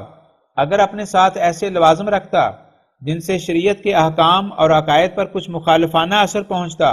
تو بے شک ایک ہولناک بات تھی، لیکن دیکھنا چاہیے کہ میں نے اس دعوے کے ساتھ کس اسلامی حقیقت کو منقلب کر دیا ہے، کون سے احکام اسلام میں سے ایک ذرہ بھی کم یا زیادہ کر دیا ہے۔ ہاں، ایک پیش گوئی کے وہ معنی کیے گئے ہیں جو خدا تعالیٰ نے اپنے وقت پر مجھ پر کھولے ہیں، اور قرآن کریم ان معنوں کی صحت کے لیے گواہ ہے، اور احادیث صحیحہ بھی ان کی شہادت دیتی ہیں، پھر نامعلوم کہ اس قدر کیوں شور و غوغا ہے۔ ہاں، طالب حق سوال بھی اس جگہ کر سکتا ہے، اور وہ یہ کہ مسیح موعود کا دعویٰ تسلیم کرنے کے لیے کون سے قرائن موجود ہیں، کیونکہ کسی مدعی کی صداقت ماننے کے لیے قرائن تو چاہیے، خصوصاً آج کل کے زمانہ میں جو مکر و فریب اور بددیانتی سے بھرا ہوا ہے اور دعاوی باطلہ کا بازار گرم ہے۔ اس سوال کے جواب میں مجھے یہ کہنا کافی ہے کہ مندرجہ ذیل امور طالب حق کے لیے بطور علامات اور قرائن کے ہیں۔ اول وہ پیشگوئی رسول اللہ صلی اللہ علیہ وسلم کی جو تواتر معنوی تک پہنچ گئی ہے، جس کا مطلب یہ ہے کہ خدا تعالیٰ نے وعدہ فرمایا ہے کہ ہر یک صدی کے سر پر وہ ایسے شخص کو مبعوث کرے گا جو دین کو پھر تازہ کر دے گا اور اس کی کمزوریوں کو دور کر کے پھر اپنی اصلی طاقت اور قوت پر اس کو لے آوے گا۔ اس پیشگوئی کی روح سے ضرور تھا کہ کوئی شخص اس 14ویں صدی پر بھی خدا تعالیٰ کی طرف سے مبعوث ہوتا اور موجودہ خرابیوں کی اصلاح کے لیے پیش قدمی دکھلاتا، سو یہ عاجز عین وقت پر معمور ہوا۔ اس سے پہلے صدہا اولیاء نے اپنے الہام سے گواہی دی تھی کہ 14ویں صدی کا مجدد مسیح موعود ہوگا، اور احادیث صحیحہ نبویہ پکار کر کہتی ہیں کہ 13ویں صدی کے بعد ظہور مسیح ہے۔ بس کیا اس عاجز کا یہ دعویٰ اس وقت عین اپنے محل اور اپنے وقت پر نہیں ہے؟ کیا یہ ممکن ہے کہ فرمودہ رسول اللہ صلی اللہ علیہ وسلم خطا جاوے؟ میں نے اس بات کو ثابت کر دیا ہے کہ اگر فرض کیا جاوے کہ 14ویں صدی کے سر پر مسیح موعود پیدا نہیں ہوا تو آن حضرت صلی اللہ علیہ وسلم کی کئی پیشگوئیاں خطا جاتی ہیں اور صدہا بزرگوار صاحب الہام جھوٹے ٹھہرتے ہیں۔ نمبر 2، اس بات کو بھی سوچنا چاہیے کہ جب علماء سے یہ سوال کیا جائے کہ 14ویں صدی کا مجدد ہونے کے لیے بجز اس آہکر کے اور کس نے دعویٰ کیا ہے اور کس نے من جانب اللہ آنے کی خبر دی ہے اور ملہم ہونے اور معمور ہونے کا دعویٰ کیا ہے، تو اس کے جواب میں وہ بالکل خاموش ہیں اور کسی شخص کو پیش نہیں کر سکتے جس نے ایسا دعویٰ کیا ہو۔ اور یہ یاد رکھنا چاہیے کہ مسیح موعود ہونے کا دعویٰ ملہم من اللہ اور مجدد من اللہ کے دعوے سے کچھ بڑا نہیں ہے۔ صاف ظاہر ہے کہ جس کو یہ رتبہ حاصل ہو کہ وہ خدا تعالیٰ کا ہم کلام ہو، اس کا نام من جانب اللہ خواہ مسیح مسیح ہو اور خواہ مسیح موسیٰ ہو، یہ تمام نام اس کے حق میں جائز ہیں۔ مسیح ہونے میں کوئی اصلی فضیلت نہیں، اصلی اور حقیقی فضیلت ملہم من اللہ اور کلیم اللہ ہونے میں ہے۔ پھر جس شخص کو مکالمہ الہیہ کی فضیلت حاصل ہو گئی اور کسی خدمت دین کے لیے معمور من اللہ ہو گیا تو اللہ جل شانہ وقت کے مناسب حال اس کا کوئی نام رکھ سکتا ہے۔ یہ نام رکھنا تو کوئی بڑی بات نہیں۔ اسلام میں موسیٰ، عیسیٰ، داؤد، سلیمان، یعقوب وغیرہ بہت سے نام نبیوں کے نام پر لوگ رکھ لیتے ہیں اس تفاعل کی نیت سے کہ ان کے اخلاق انہیں حاصل ہو جائیں۔ پھر اگر خدا تعالیٰ کسی کو اپنے مکالمہ کا شرف دے کر کسی موجودہ مصلحت کے موافق اس کا کوئی نام بھی رکھ دے تو اس میں کیا استبعاد ہے؟ اور اس زمانے کے مجدد کا نام مسیح موعود رکھنا اس مصلحت پر مبنی معلوم ہوتا ہے کہ اس مجدد کا عظیم الشان کام عیسائیت کا غلبہ توڑنا اور ان کے حملوں کو دفع کرنا اور ان کے فلسفے کو جو مخالف قرآن ہے دلائل قویہ کے ساتھ توڑنا اور ان پر اسلام کی حجت پوری کرنا ہے، کیونکہ سب سے بڑی آفت اس زمانے میں اسلام کے لیے جو بغیر تائید الہی دور نہیں ہو سکتی عیسائیوں کے فلسفیانہ حملے اور مذہبی نکتہ چینیاں ہیں، جن کے دور کرنے کے لیے ضرور تھا کہ خدا تعالیٰ کی طرف سے کوئی آوے۔ اور جیسا کہ میرے پر کشفن کھولا گیا ہے، حضرت مسیح کی روح ان افتراؤں کی وجہ سے جو ان پر اس زمانے میں کیے گئے اپنے مثالی نزول کے لیے شدت جوش میں تھی اور خدا تعالیٰ سے درخواست کرتی تھی کہ اس وقت مثالی طور پر اس کا نزول ہو۔ سو خدا تعالیٰ نے اس کے جوش کے موافق اس کی مثال کو دنیا میں بھیجا تا وہ وعدہ پورا ہو جو پہلے سے کیا گیا تھا۔ یہ ایک سر اسرار الہیہ میں سے ہے کہ جب کسی رسول یا نبی کی شریعت اس کے فوت ہونے کے بعد بگڑ جاتی ہے اور اس کی اصلی تعلیموں اور ہدایتوں کو بدلا کر بےہودہ اور بے جا باتیں اس کی طرف منسوب کی جاتی ہیں اور ناحق کا جھوٹ افترا کر کے یہ دعویٰ کیا جاتا ہے کہ وہ تمام کفر اور بدکاری کی باتیں اس نبی نے ہی سکھلائی تھیں، تو اس نبی کے دل میں ان فسادوں اور تہمتوں کے دور کرنے کے لیے ایک اشد توجہ اور اعلیٰ درجے کا جوش پیدا ہو جاتا ہے۔ تب اس نبی کی روحانیت تقاضا کرتی ہے کہ کوئی قائم مقام اس کا زمین پر پیدا ہو۔ اب غور سے اس معرفت کے دقیقہ کو سنو کہ حضرت مسیح علیہ السلام کو 2 مرتبہ یہ موقع پیش آیا کہ ان کی روحانیت نے قائم مقام طلب کیا۔ اول جب کہ ان کے فوت ہونے پر 600 برس گزر گیا اور یہودیوں نے اس بات پر حد سے زیادہ اصرار کیا کہ وہ نعوذ باللہ مکار اور کاذب تھا اور اس کا ناجائز طور پر تولد تھا اور اس لیے وہ مصلوب ہوا، اور عیسائیوں نے اس بات پر غلو کیا کہ وہ خدا تھا اور خدا کا بیٹا تھا اور دنیا کو نجات دینے کے لیے اس نے صلیب پر جان دی۔ بس جب کہ مسیح علیہ السلام کی بابرکت شان میں نابکار یہودیوں نے نہایت خلاف تہذیب جرا کی اور بموجب توریت کی اس آیت کے جو کتاب استثناء میں ہے کہ جو شخص صلیب پر کھینچا جائے وہ لعنتی ہوتا ہے، نعوذ باللہ حضرت مسیح علیہ السلام کو لعنتی قرار دیا اور مفتری اور کاذب اور ناپاک پیدائش والا ٹھہرایا، اور عیسائیوں نے ان کی مدح میں اطراء کر کے ان کو خدا ہی بنا دیا اور ان پر یہ تہمت لگائی کہ یہ تعلیم انہی کی ہے۔ تب با اعلام الہی مسیح کی روحانیت جوش میں آئی اور اس نے ان تمام الزاموں سے اپنی بریت چاہی اور خدا تعالیٰ سے اپنا قائم مقام چاہا۔ تب ہمارے نبی صلی اللہ علیہ وسلم مبعوث ہوئے، جن کی بعثت کی اغراض کثیرہ میں سے ایک یہ بھی غرض تھی کہ ان تمام بے جا الزاموں سے مسیح کا دامن پاک ثابت کریں اور اس کے حق میں صداقت کی گواہی دیں۔ یہی وجہ ہے کہ خود مسیح نے یوحنا کی انجیل کے 16 باب میں کہا ہے کہ میں تمہیں سچ کہتا ہوں کہ تمہارے لیے میرا جانا ہی فائدہ مند ہے، کیونکہ اگر میں نہ جاؤں تو تسلی دینے والا یعنی محمد صلی اللہ علیہ وسلم تم پاس نہ آئے گا، پھر اگر میں جاؤں تو اسے تم پاس بھیج دوں گا، اور وہ آ کر دنیا کو گناہ سے اور راستی سے اور عدالت سے تقصیر وار ٹھہرائے گا۔ گناہ سے اس لیے کہ وہ مجھ پر ایمان نہیں لائے، راستی سے اس لیے کہ میں اپنے باپ پاس جاتا ہوں اور تم مجھے پھر نہ دیکھو گے، عدالت سے اس لیے کہ اس جہان کے سردار پر حکم کیا گیا ہے، جب وہ روح حق آئے گی تو تمہیں ساری سچائی کی راہ بتاوے گی۔ وہ روح حق میری بزرگی کرے گی، اس لیے کہ وہ میری چیزوں سے پائے گی۔ وہ تسلی دینے والا جسے باپ میرے نام سے بھیجے گا، وہ تمہیں سب چیزیں سکھائے گا۔ میں تمہیں سچ کہتا ہوں کہ مجھ کو نہ دیکھو گے اس وقت تک کہ تم کہو گے مبارک ہے وہ جو خداوند کے نام پر یعنی مسیح علیہ السلام کے نام پر آتا ہے۔ ان آیات میں مسیح کا یہ فکرہ کہ میں اسے تم پاس بھیج دوں گا اس بات پر صاف دلالت کرتا ہے کہ مسیح کی روحانیت اس کے آنے کے لیے تقاضا کرے گی، اور یہ فکرہ کہ باپ اس کو میرے نام سے بھیجے گا، لوکا 14، اس بات پر دلالت کرتا ہے کہ وہ آنے والا مسیح کی تمام روحانیت پائے گا، اور اپنے کمالات کی ایک شاخ کی روح سے وہ مسیح ہوگا، جیسا کہ ایک شاخ کی روح سے وہ موسیٰ ہے۔ بات یہ ہے کہ ہمارے نبی صلی اللہ علیہ وسلم تمام انبیاء کے نام اپنے اندر جمع رکھتے ہیں، کیونکہ وہ وجود پاک جامع کمالات متفرقہ ہے، پس وہ موسیٰ بھی ہے اور عیسیٰ بھی اور آدم بھی اور ابراہیم بھی اور یوسف بھی اور یعقوب بھی۔ اسی کی طرف اللہ جل شانہ اشارہ فرماتا ہے، فَبِہُدَاهُ مُقْتَدِی، الانعام 91، یعنی اے رسول اللہ تو ان تمام ہدایات متفرقہ کو اپنے وجود میں جمع کر لے جو ہر یک نبی خاص طور پر اپنے ساتھ رکھتا تھا۔ بس اس سے ثابت ہے کہ تمام انبیاء کی شانیں حضرت صلی اللہ علیہ وسلم کی ذات میں شامل تھیں، اور در حقیقت محمد کا نام صلی اللہ علیہ وسلم اسی کی طرف اشارہ کرتا ہے، کیونکہ محمد کے یہ معنی ہیں کہ بغایت تعریف کیا گیا، اور غایت درجہ کی تعریف تبھی متصور ہو سکتی ہے کہ جب انبیاء کے تمام کمالات متفرقہ اور صفات خاصہ حضرت صلی اللہ علیہ وسلم میں جمع ہوں۔ چنانچہ قرآن کریم کی بہت سی آیتیں جن کا اس وقت لکھنا موجب طوالت ہے اسی پر دلالت کرتی بلکہ بصراحت بتلاتی ہیں کہ حضرت صلی اللہ علیہ وسلم کی ذات پاک با اعتبار اپنی صفات اور کمالات کے مجموعہ انبیاء تھی،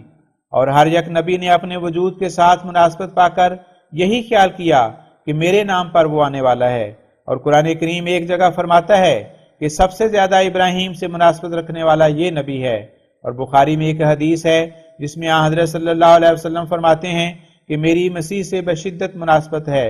اور اس کے وجود سے میرا وجود ملا ہوا ہے۔ بس اس حدیث میں حضرت مسیح کے اس فکرے کی تصدیق ہے کہ وہ نبی میرے نام پر آئے گا۔ سو ایسا ہی ہوا کہ ہمارا مسیح صلی اللہ علیہ وسلم جب آیا تو اس نے مسیح ناصری کے ناتمام کاموں کو پورا کیا اور اس کی صداقت کے لیے گواہی دی، اور ان تہمتوں سے اس کو بری قرار دیا جو یہود اور نصارہ نے اس پر لگائی تھیں، اور مسیح کی روح کو خوشی پہنچائی۔ یہ مسیح ناصری کی روحانیت کا پہلا جوش تھا جو ہمارے سید، ہمارے مسیح خاتم الانبیاء صلی اللہ علیہ وسلم کے ظہور سے اپنی مراد کو پہنچا، فالحمدللہ۔ پھر دوسری مرتبہ مسیح کی روحانیت اس وقت جوش میں آئی کہ جب نصارہ میں دجالیت کی صفت اتم اور اکمل طور پر آ گئی، اور جیسا کہ لکھا ہے کہ دجال نبوت کا دعویٰ بھی کرے گا اور خدائی کا بھی، ایسا ہی انہوں نے کیا۔ نبوت کا دعویٰ اس طرح پر کیا کہ کلام الہی میں اپنی طرف سے وہ دخل دیے، وہ قواعد مرتب کیے اور وہ تنسیخ ترمیم کی جو ایک نبی کا کام تھا، جس حکم کو چاہا قائم کر دیا، اور اپنی طرف سے عقائد نامے اور عبادت کے طریق گھڑ لیے، اور ایسی آزادی سے مداخلت بے جا کی کہ گویا ان باتوں کے لیے وحی الہی ان پر نازل ہو گئی۔ سو الہی کتابوں میں اس قدر بے جا دخل دوسرے رنگ میں نبوت کا دعویٰ ہے، اور خدائی کا دعویٰ اس طرح پر کہ ان کے فلسفہ دانوں نے یہ ارادہ کیا کہ کسی طرح تمام کام خدائی کے ہمارے قبضے میں آ جائیں، جیسا کہ ان کے خیالات اس ارادے پر شاہد ہیں کہ وہ دن رات ان فکروں میں پڑے ہوئے ہیں کہ کسی طرح ہم ہی میں برسائیں، اور نطفہ کو کسی آلہ میں ڈال کر اور رحم عورت میں پہنچا کر بچے بھی پیدا کر لیں، اور ان کا عقیدہ ہے کہ خدا کی تقدیر کچھ چیز نہیں بلکہ ناکامی ہماری بوجہ غلطی تقدیر ہو جاتی ہے، اور جو کچھ دنیا میں خدا کی طرف منسوب کیا جاتا ہے وہ صرف اس وجہ سے ہے کہ پہلے زمانے کے لوگوں کو ہر یک چیز کے طبعی اسباب معلوم نہیں تھے، اور اپنے تھک جانے کی حد انتہا کا نام خدا اور خدا کی تقدیر رکھا تھا۔ اب علل طبعیہ کا سلسلہ جب بکلی لوگوں کو معلوم ہو جائے گا تو یہ خام خیالات خود بخود دور ہو جائیں گے۔ بس دیکھنا چاہیے کہ یورپ اور امریکہ کے فلاسفروں کے یہ اقوال خدائی کا دعویٰ ہے یا کچھ اور ہے۔ اسی وجہ سے ان فکروں میں پڑے ہوئے ہیں کہ کسی طرح مردے بھی زندہ ہو جائیں، اور امریکہ میں ایک گروہ عیسائی فلاسفروں کا انہی باتوں کا تجربہ کر رہا ہے، اور مینہ برسانے کا کارخانہ تو شروع ہو گیا، اور ان کا منشا ہے کہ بجائے اس کے کہ لوگ مینہ کے لیے خدا تعالیٰ سے دعا کریں یا استسقاء کی نماز پڑھیں، گورنمنٹ میں ایک عرضی دے دے کہ فلاں کھیت میں مینہ برسایا جائے۔ اور یورپ میں یہ کوشش ہو رہی ہے کہ نطفہ رحم میں ٹھہرانے کے لیے کوئی کل پیدا ہو، اور نیز یہ بھی کہ جب چاہیں لڑکا پیدا کر لیں اور جب چاہیں لڑکی، اور ایک مرد کا نطفہ لے کر اور کسی پچکاری میں رکھ کر کسی عورت کے رحم میں چڑھا دیں اور اس تدبیر سے اس کو حمل کر دیں۔ اب دیکھنا چاہیے کہ یہ خدائی پر قبضہ کرنے کی فکر ہے یا کچھ اور ہے۔ اور یہ جو حدیثوں میں آیا ہے کہ دجال اول نبوت کا دعویٰ کرے گا پھر خدائی کا، اگر اس کے یہ معنی لیے جائیں کہ چند روز نبوت کا دعویٰ کر کے پھر خدا بننے کا دعویٰ کرے گا، تو یہ معنی صریح باطل ہیں، کیونکہ جو شخص نبوت کا دعویٰ کرے گا اس دعوے میں ضرور ہے کہ وہ خدا تعالیٰ کی ہستی کا اقرار کرے، اور نیز یہ بھی کہے کہ خدا تعالیٰ کی طرف سے میرے پر وحی نازل ہوتی ہے، اور نیز خلق اللہ کو وہ کلام سناوے جو اس پر خدا تعالیٰ کی طرف سے نازل ہوا ہے، اور ایک امت بناوے جو اس کو نبی سمجھتی اور اس کی کتاب کو کتاب اللہ جانتی ہے۔ اب سمجھنا چاہیے کہ ایسا دعویٰ کرنے والا اسی امت کے روبرو خدائی کا دعویٰ کیوں کر سکتا ہے؟ کیونکہ وہ لوگ کہہ سکتے ہیں کہ تو بڑا مفتری ہے، پہلے تو خدا تعالیٰ کا اقرار کرتا تھا اور خدا تعالیٰ کا کلام ہم کو سناتا تھا، اور اب اس سے انکار ہے، اور اب آپ خدا بنتا ہے۔ پھر جب اول دفعہ تیرے ہی اقرار سے تیرا جھوٹ ثابت ہو گیا تو دوسرا دعویٰ کیوں کر سچا سمجھا جائے؟ جس نے پہلے خدا تعالیٰ کی ہستی کا اقرار کر لیا اور اپنے تئیں بندہ قرار دے دیا، اور بہت سا الہام اپنا لوگوں میں شائع کر دیا کہ یہ خدا تعالیٰ کا کلام ہے، وہ کیوں کر ان تمام اقرارات سے انحراف کر کے خدا ٹھہر سکتا ہے؟ اور ایسے کذاب کو کون قبول کر سکتا ہے؟ سو یہ معنی جو ہمارے علماء لیتے ہیں بالکل فاسد ہیں۔ صحیح معنی یہی ہیں کہ نبوت کے دعوے سے مراد دخل در امور نبوت، اور خدائی کے دعوے سے مراد دخل در امور خدائی ہے، جیسا کہ آج کل عیسائیوں سے یہ حرکات ظہور میں آ رہی ہیں۔ ایک فرقہ ان میں سے انجیل کو ایسا توڑ مروڑ رہا ہے کہ گویا وہ نبی ہے اور اس پر آیتیں نازل ہو رہی ہیں، اور ایک فرقہ خدائی کے کاموں میں اس قدر دخل دے رہا ہے کہ گویا وہ خدائی کو اپنے قبضہ میں کرنا چاہتا ہے۔ غرض یہ دجالیت عیسائیوں کی اس زمانے میں کمال درجے تک پہنچ گئی ہے، اور اس کے قائم کرنے کے لیے پانی کی طرح انہوں نے اپنے مالوں کو بہا دیا ہے اور کروڑہا مخلوقات پر بد اثر ڈالا ہے۔ تقریر سے، تحریر سے، مال سے، عورتوں سے، گانے سے، بجانے سے، تماشے دکھلانے سے، ڈاکٹر کہلانے سے، غرض ہر یک پہلو سے، ہر یک طریق سے، ہر یک پیرایا سے، ہر یک ملک پر انہوں نے اثر ڈالا ہے۔ چنانچہ 6 کروڑ تک ایسی کتاب تالیف ہو چکی ہے جس میں یہ غرض ہے کہ دنیا میں ناپاک طریق عیسیٰ پرستی کا پھیل جائے۔ بس اس زمانے میں دوسری مرتبہ حضرت مسیح کی روحانیت کو جوش آیا،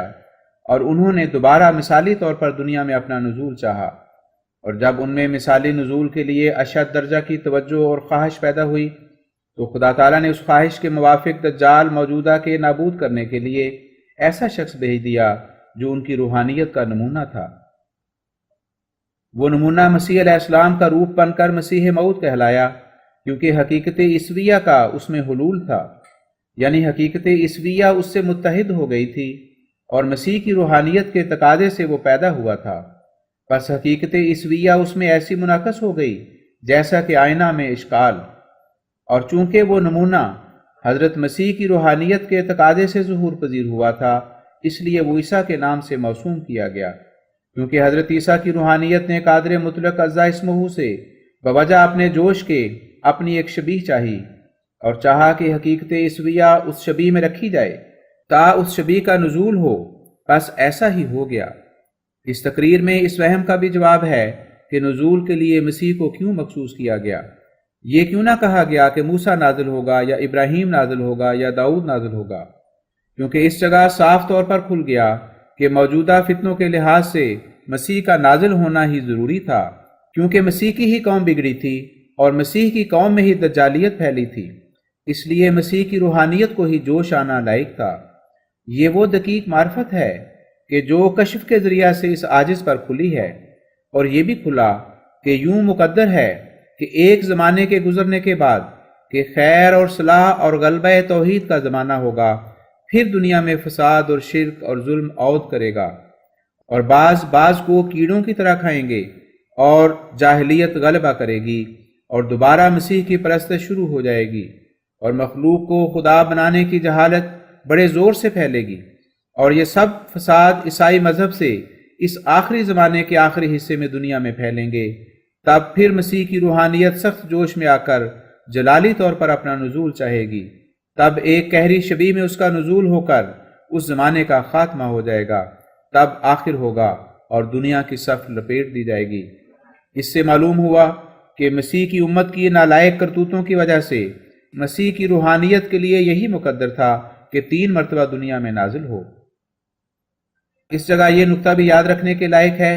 کہ ہمارے نبی صلی اللہ علیہ وسلم کی روحانیت بھی اسلام کے اندرونی مفاسد کے غلبہ کے وقت ہمیشہ ظہور فرماتی رہتی ہے، اور حقیقت محمدیہ کا حلول ہمیشہ کسی کامل متبع میں ہو کر جلوہ گر ہوتا ہے، اور جو احادیث میں آیا ہے کہ مہدی پیدا ہوگا اور اس کا نام میرا ہی نام ہوگا اور اس کا خلق میرا ہی خلق ہوگا، اگر یہ حدیثیں صحیح ہیں تو یہ اسی نزول روحانیت کی طرف اشارہ ہے، لیکن وہ نزول کسی خاص فرد میں محدود نہیں۔ صدہا ایسے لوگ گزرے ہیں جن میں حقیقت محمدیہ متحقق تھی، اور اند اللہ ذلی طور پر ان کا نام محمد یا احمد تھا،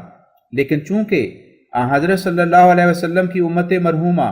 ان فسادوں سے بفضل ہی تعالی محفوظ رہی ہے جو حضرت عیسیٰ کی امت کو پیش آئے، اور آج تک ہزارہا صلحاء اور اتقیاء اس امت میں موجود ہیں کہ جو کعبہ دنیا کی طرف پشت دے کر بیٹھے ہوئے ہیں۔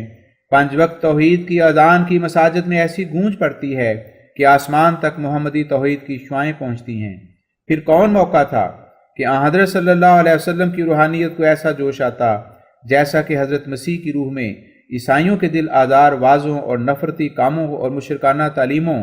اور نبوت میں بے جا دخلوں اور خدا تعالیٰ کی ہمسری کرنے نے پیدا کر دیا۔ اس زمانے میں یہ جوش حضرت موسیٰ کی روح کو بھی اپنی امت کے لیے نہیں آ سکتا تھا، کیونکہ وہ تو نابود ہو گئی، اور اب صفحہ دنیا میں ذریت ان کی بجز چند لاکھ کے باقی نہیں، اور وہ بھی ضربت علیہم الذلۃ والمسکنہ کے مصداق اور اپنی دنیا داری کے خیالات میں غرق اور نظروں سے گرے ہوئے ہیں۔ لیکن عیسائی قوم اس زمانے میں 40 کروڑ سے کچھ زیادہ ہے، اور بڑے زور سے اپنے دجالی خیالات کو پھیلا رہی ہے، اور صدہا پرایوں میں اپنے شیطانی منصوبوں کو دلوں میں جاگزیں کر رہی ہے۔ بعض واعظوں کے رنگ میں پھرتے ہیں، بعض گویے بن کر گیت گاتے ہیں، بعض شاعر بن کر تثلیث کے متعلق غزلیں سناتے ہیں، بعض جوگی بن کر اپنے خیالات کو شائع کرتے پھرتے ہیں۔ بعض نے یہی خدمت لی ہے کہ دنیا کی تمام زبانوں میں اپنی محرف انجیل کا ترجمہ کر کے اور ایسا ہی دوسری کتابیں اسلام کے مقابل پر ہر یک زبان میں لکھ کر تقسیم کرتے پھرتے ہیں۔ بعض تھیٹر کے پیرایا میں اسلام کی بری تصویر لوگوں کے دلوں میں جماتے ہیں، اور ان کاموں میں کروڑہا روپیہ ان کا خرچ ہوتا ہے، اور بعض ایک فوج بنا کر اور مکتی فوج اس کا نام رکھ کر ملک بملک پھرتے ہیں، اور ایسا ہی اور کاروائیوں نے بھی جو ان کے مرد بھی کرتے ہیں اور ان کی عورتیں بھی کروڑہا بندگان خدا کو نقصان پہنچایا ہے، اور بات انتہا تک پہنچ گئی ہے۔ اس لیے ضرور تھا کہ اس زمانے میں حضرت مسیح کی روحانیت جوش میں آتی اور اپنی شبیہ کے نزول کے لیے جو اس کی حقیقت سے متحد ہو تقاضا کرتی۔ سو اس عاجز کے صدق کی شناخت کے لیے یہ ایک بڑی علامت ہے، مگر ان کے لیے جو سمجھتے ہیں۔ اسلام کے صوفی جو قبروں سے فیض طلب کرنے کے عادی ہیں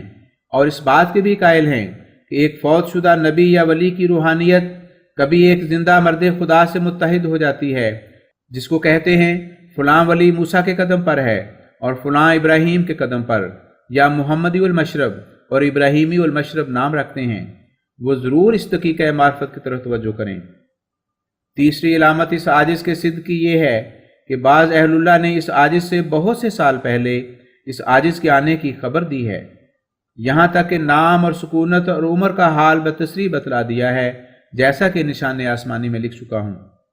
चौथी इलामत इस आजिज़ के सिद्क़ की ये है कि इस आजिज़ ने 12,000 के करीब ख़त और इश्तिहार इल्हामी बरक़ात के मुकाबले के लिए मज़ाहब गैर की तरफ रवाना किए। बिलखुसूस पादरियों में से शायद एक भी नामी पादरी यूरोप और अमेरिका और हिंदुस्तान में बाकी नहीं रहा होगा जिसकी तरफ ख़त रजिस्ट्री करके ना भेजा हो, मगर सब पर हक़ का रूप छा गया। अब जो हमारी कौम के मुल्ला मौलवी लोग इस दावत में नुक्ताचीनी करते हैं, दर हकीकत ये उनकी द्रोह गोई और नजासत खारी है। मुझे ये कतई तौर पर बिशारत दी गई है कि अगर कोई मुखालिफ दीन मेरे सामने मुकाबले के लिए आएगा तो मैं उस पर गालिब होऊंगा और वो जलील होगा। फिर ये लोग जो मुसलमान कहलाते हैं और मेरी निस्बत शक रखते हैं, क्यों इस ज़माने के किसी पादरी से मेरा मुकाबला नहीं कराते? किसी पादरी या पंडित को कह दें कि ये शख्स दर हकीकत मुफ्ती है, इसके साथ मुकाबला करने में कुछ नुकसान नहीं, हम जिम्मेवार हैं, फिर खुदा ताला खुद फैसला कर देगा। मैं इस बात पर राजी हूँ कि जिस कदर दुनिया की जायदाद यानी अराजी वगैरह बतौर वरासत मेरे कब्जा में आई है, बहालत द्रोह गो निकलने के वो सब उस पादरी या पंडित को दे दूंगा। अगर वो द्रोह गो निकला तो बजुज उसके इस्लाम लाने के मैं उससे कुछ नहीं मांगता। ये बात मैंने अपने जी में जज्मन ठहराई है और तहे दिल से बयान की है, और अल्लाह जल्ला शानुहु की कसम खाकर कहता हूँ कि मैं इस मुकाबले के लिए तैयार हूँ और इश्तिहार देने के लिए मुस्तैद। बल्कि मैंने तो 12,000 इश्तिहार शाया कर दिया है, बल्कि मैं बुलाता बुलाता थक गया। कोई पंडित पादरी नेक नीयती से सामने नहीं आया। मेरी सच्चाई के लिए इससे बढ़कर और क्या दलील हो सकती है कि मैं इस मुकाबले के लिए हर वक्त हाजिर हूँ। और अगर कोई मुकाबले पर कुछ निशान दिखलाने का दावा ना करे तो ऐसा पंडित या पादरी सिर्फ अखबार के जरिया से ये शाया कर दे कि मैं सिर्फ एक तरफा कोई अमर खारिक आदत देखने को तैयार हूँ, और अगर अमर खारिक आदत जाहिर हो जाए और मैं उसका मुकाबला ना कर सकूँ तो फिर फौर इस्लाम कबूल करूँगा, तो ये तजवीज़ भी मुझे मंजूर है। कोई मुसलमानों में से हिम्मत करे और जिस शख्स को काफिर बेदीन कहते हैं और दज्जाल नाम रखते हैं, बमुकाबल किसी पादरी के उसका इम्तिहान कर लें और आप सिर्फ तमाशा देखें। पांचवी इलामत इस आजिज़ के सिद्क़ की ये है कि मुझे इत्तला दी गई है कि मैं उन मुसलमानों पर भी अपने कश्फी और इल्हामी उलूम में गालिब हूँ। उनके मुल्हमों को चाहिए कि मेरे मुकाबिल पर आवें। फिर अगर ताईद इलाही में और फैज़ समावी में और आसमानी निशानों में मुझ पर गालिब हो जाएं तो जिस कारत से चाहें मुझको ज़बा कर दें, मुझे मंजूर है। और अगर मुकाबले की ताकत ना हो तो कुफर के फतवे देने वाले जो इल्हामन मेरे मुखातिब हैं, यानी जिनको मुखातिब होने के लिए इल्हाम इलाही मुझको हो गया है, पहले लिख दें और शाया करा दें कि अगर कोई खारिक आदत अमर देखें तो बिला चूनो चरा दावा को मंजूर कर लें। मैं इस काम के लिए भी हाजिर हूँ और मेरा खुदावंद करीम मेरे साथ है, लेकिन मुझे ये हुक्म है कि मैं ऐसा मुकाबला सिर्फ आइमतुल कुफ्र से करूँ, उन्हीं से मुबाहला करूँ और उन्हीं से अगर वो चाहें ये मुकाबला करूँ। मगर याद रखना चाहिए कि वो हरगिज़ मुकाबला नहीं करेंगे, क्योंकि हक्कानियत के उनके दिलों पर रोब हैं और वो अपने जुल्म और ज़्यादती को खूब जानते हैं। वो हरगिज़ मुबाहला भी नहीं करेंगे, मगर मेरी तरफ से अनकरीब किताब दाफिउल वसावस में उनके नाम इश्तिहार जारी हो जाएंगे। रहे अहादुन्नास के जो इमाम और फज़लाए इल्म के नहीं हैं और ना उनका फतवा है, उनके लिए मुझे ये हुक्म है कि अगर वो खारिक देखना चाहते हैं तो सोहबत में रहें। खुदा ताला गनी बेनियाज है, जब तक किसी में तजल्लुल और इंकिसार नहीं देखता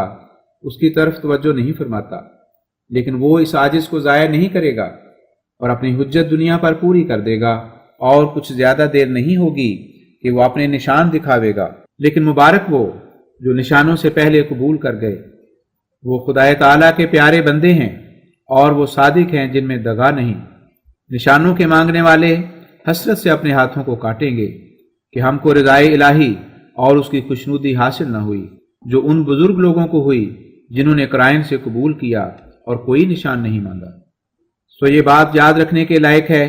कि खुदा ताला अपने सिलसिले को बेसबूत नहीं छोड़ेगा। वो खुद फरमाता है, जो बराहीन अहमदिया में दर्ज है, कि दुनिया में एक नज़ीर आया पर दुनिया ने उसको कबूल न किया। لیکن خدا اسے قبول کرے گا اور بڑے زور آور حملوں سے اس کی سچائی ظاہر کرے گا۔ جن لوگوں نے انکار کیا اور جو انکار کے لیے مستعد ہیں ان کے لیے ذلت اور خواری مقدر ہے۔ انہوں نے یہ بھی نہ سوچا کہ اگر یہ انسان کا افتراء ہوتا تو کب کا ضائع ہو جاتا، کیونکہ خدا تعالیٰ مفتری کا ایسا دشمن ہے کہ دنیا میں ایسا کسی کا دشمن نہیں۔ وہ بے وقوف یہ بھی خیال نہیں کرتے کہ کیا یہ استقامت اور جرت کسی کذاب میں ہو سکتی ہے۔ وہ نادان یہ بھی نہیں جانتے کہ جو شخص ایک غیبی پناہ سے بول رہا ہے وہی اس بات سے مخصوص ہے کہ اس کے کلام میں شوقت اور ہیبت ہو، اور یہ اسی کا جگر اور دل ہوتا ہے کہ ایک فرد تمام جہان کا مقابلہ کرنے کے لیے تیار ہو جائے۔ یقیناً منتظر رہو کہ وہ دن آتے ہیں، بلکہ نزدیک ہیں کہ دشمن روح سیاہ ہوگا اور دوست نہایت ہی بشاش ہوں گے۔ کون ہے دوست؟ وہی جس نے نشان دیکھنے سے پہلے مجھے قبول کیا اور جس نے اپنی جان اور مال اور عزت کو ایسا فدا کر دیا ہے تو گویا اس نے ہزارہا نشان دیکھ لیے ہیں۔ سو یہی میری جماعت ہے اور میرے ہیں جنہوں نے مجھے اکیلا پایا اور میری مدد کی، اور مجھے غمگین دیکھا اور میرے غمخوار ہوئے، اور ناشناسا ہو کر پھر آشناؤں کا سا ادب بجا لائے۔ خدا تعالیٰ کی ان پر رحمت ہو۔ اگر نشانوں کے دیکھنے کے بعد کوئی کھلی صداقت کو مان لے گا تو مجھے کیا اور اس کو اجر کیا اور حضرت عزت میں اس کی عزت کیا۔ مجھے در حقیقت انہوں نے ہی قبول کیا ہے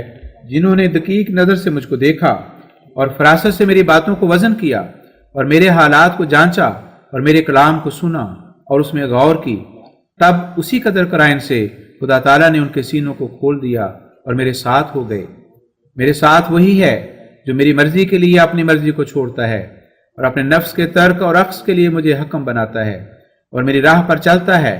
اور اطاعت میں فانی ہے اور انانیت کی جلد سے باہر آ گیا ہے۔ مجھے آہ کھینچ کر یہ کہنا پڑتا ہے کہ کھلے نشانوں کے طالب وہ تحسین کے لائق خطاب اور عزت کے لائق مرتبے میرے خداوند کی جناب میں نہیں پا سکتے جو ان راست بازوں کو ملیں گے جنہوں نے چھپے ہوئے بھید کو پہچان لیا، اور جو اللہ جل شانہ کی چادر کے تحت میں ایک چھپا ہوا بندہ تھا اس کی خوشبو ان کو آ گئی۔ انسان کا اس میں کیا کمال ہے کہ مثلاً ایک شہزادے کو اپنی فوج اور جاہ و جلال میں دیکھ کر پھر اس کو سلام کرے۔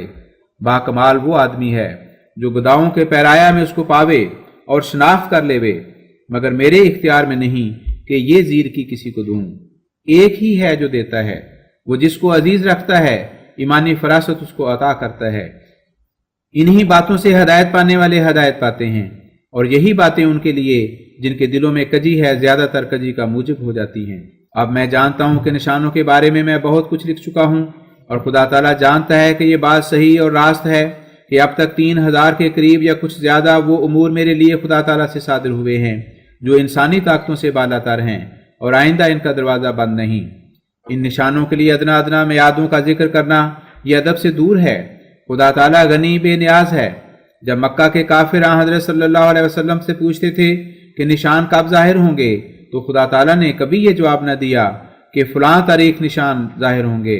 کیونکہ یہ سوال ہی بے ادبی سے پر تھا اور گستاخی سے بھرا ہوا تھا۔ انسان اس نابکار اور بے بنیاد دنیا کے لیے سال ہا سال انتظاروں میں وقت خرچ کر دیتا ہے۔ ایک امتحان دینے میں کئی برسوں سے تیاری کرتا ہے۔ وہ عمارتیں شروع کرا دیتا ہے جو برسوں میں ختم ہوں۔ وہ پودے باغ میں لگاتا ہے جن کا پھل کھانے کے لیے ایک دور زمانے تک انتظار کرنا ضروری ہے۔ پھر خدا تعالیٰ کی راہ میں کیوں جلدی کرتا ہے؟ اس کا باعث بجوز اس کے اور کچھ نہیں کہ دین کو ایک کھیل سمجھ رکھا ہے۔ انسان خدا تعالیٰ سے نشان طلب کرتا ہے اور اپنے دل میں مقرر نہیں کرتا کہ نشان دیکھنے کے بعد اس کی راہ میں کون سی جان فشانی کروں گا اور کس قدر دنیا کو چھوڑ دوں گا اور کہاں تک خدا تعالیٰ کے معمور بندے کے پیچھے ہو چلوں گا، بلکہ غافل انسان ایک تماشے کی طرح نشان کو سمجھتا ہے۔ حواریوں نے حضرت مسیح سے نشان مانگا تھا کہ ہمارے لیے مائدہ اترے یا بعض شبہات ہمارے جو آپ کی نسبت ہیں وہ دور ہو جائیں۔ بس اللہ جل شانہ قرآن کریم میں حکایتاً حضرت عیسیٰ کو فرماتا ہے کہ ان کو کہہ دے کہ میں اس نشان کو ظاہر کروں گا، لیکن پھر اگر کوئی شخص مجھ کو ایسا نہیں مانے گا کہ جو حق ماننے کا ہے تو میں اس پر وہ عذاب نازل کروں گا جو آج تک کسی پر نہیں کیا ہوگا۔ تب حواری اس بات کو سن کر نشان مانگنے سے تائب ہو گئے۔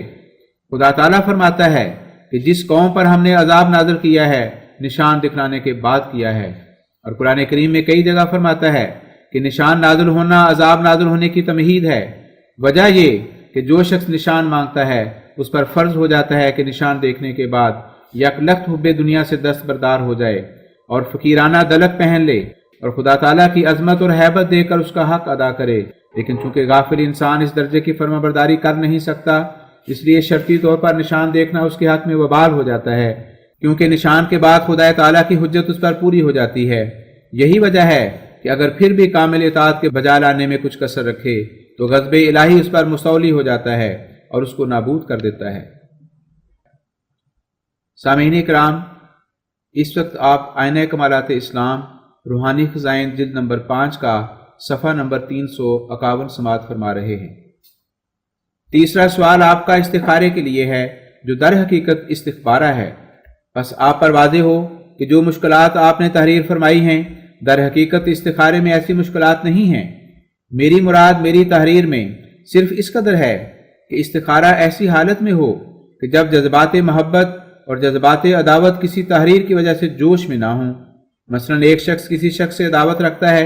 اور غصہ اور عداوت کے اشتعال میں سو گیا ہے، تب وہ شخص جو اس کا دشمن ہے اس کو خواب میں کتے یا سور کی شکل میں نظر آیا ہے یا کسی اور درندے کی شکل میں دکھائی دیا ہے، تو وہ خیال کرتا ہے کہ شاید در حقیقت یہ شخص عند اللہ کتا یا سور ہی ہے،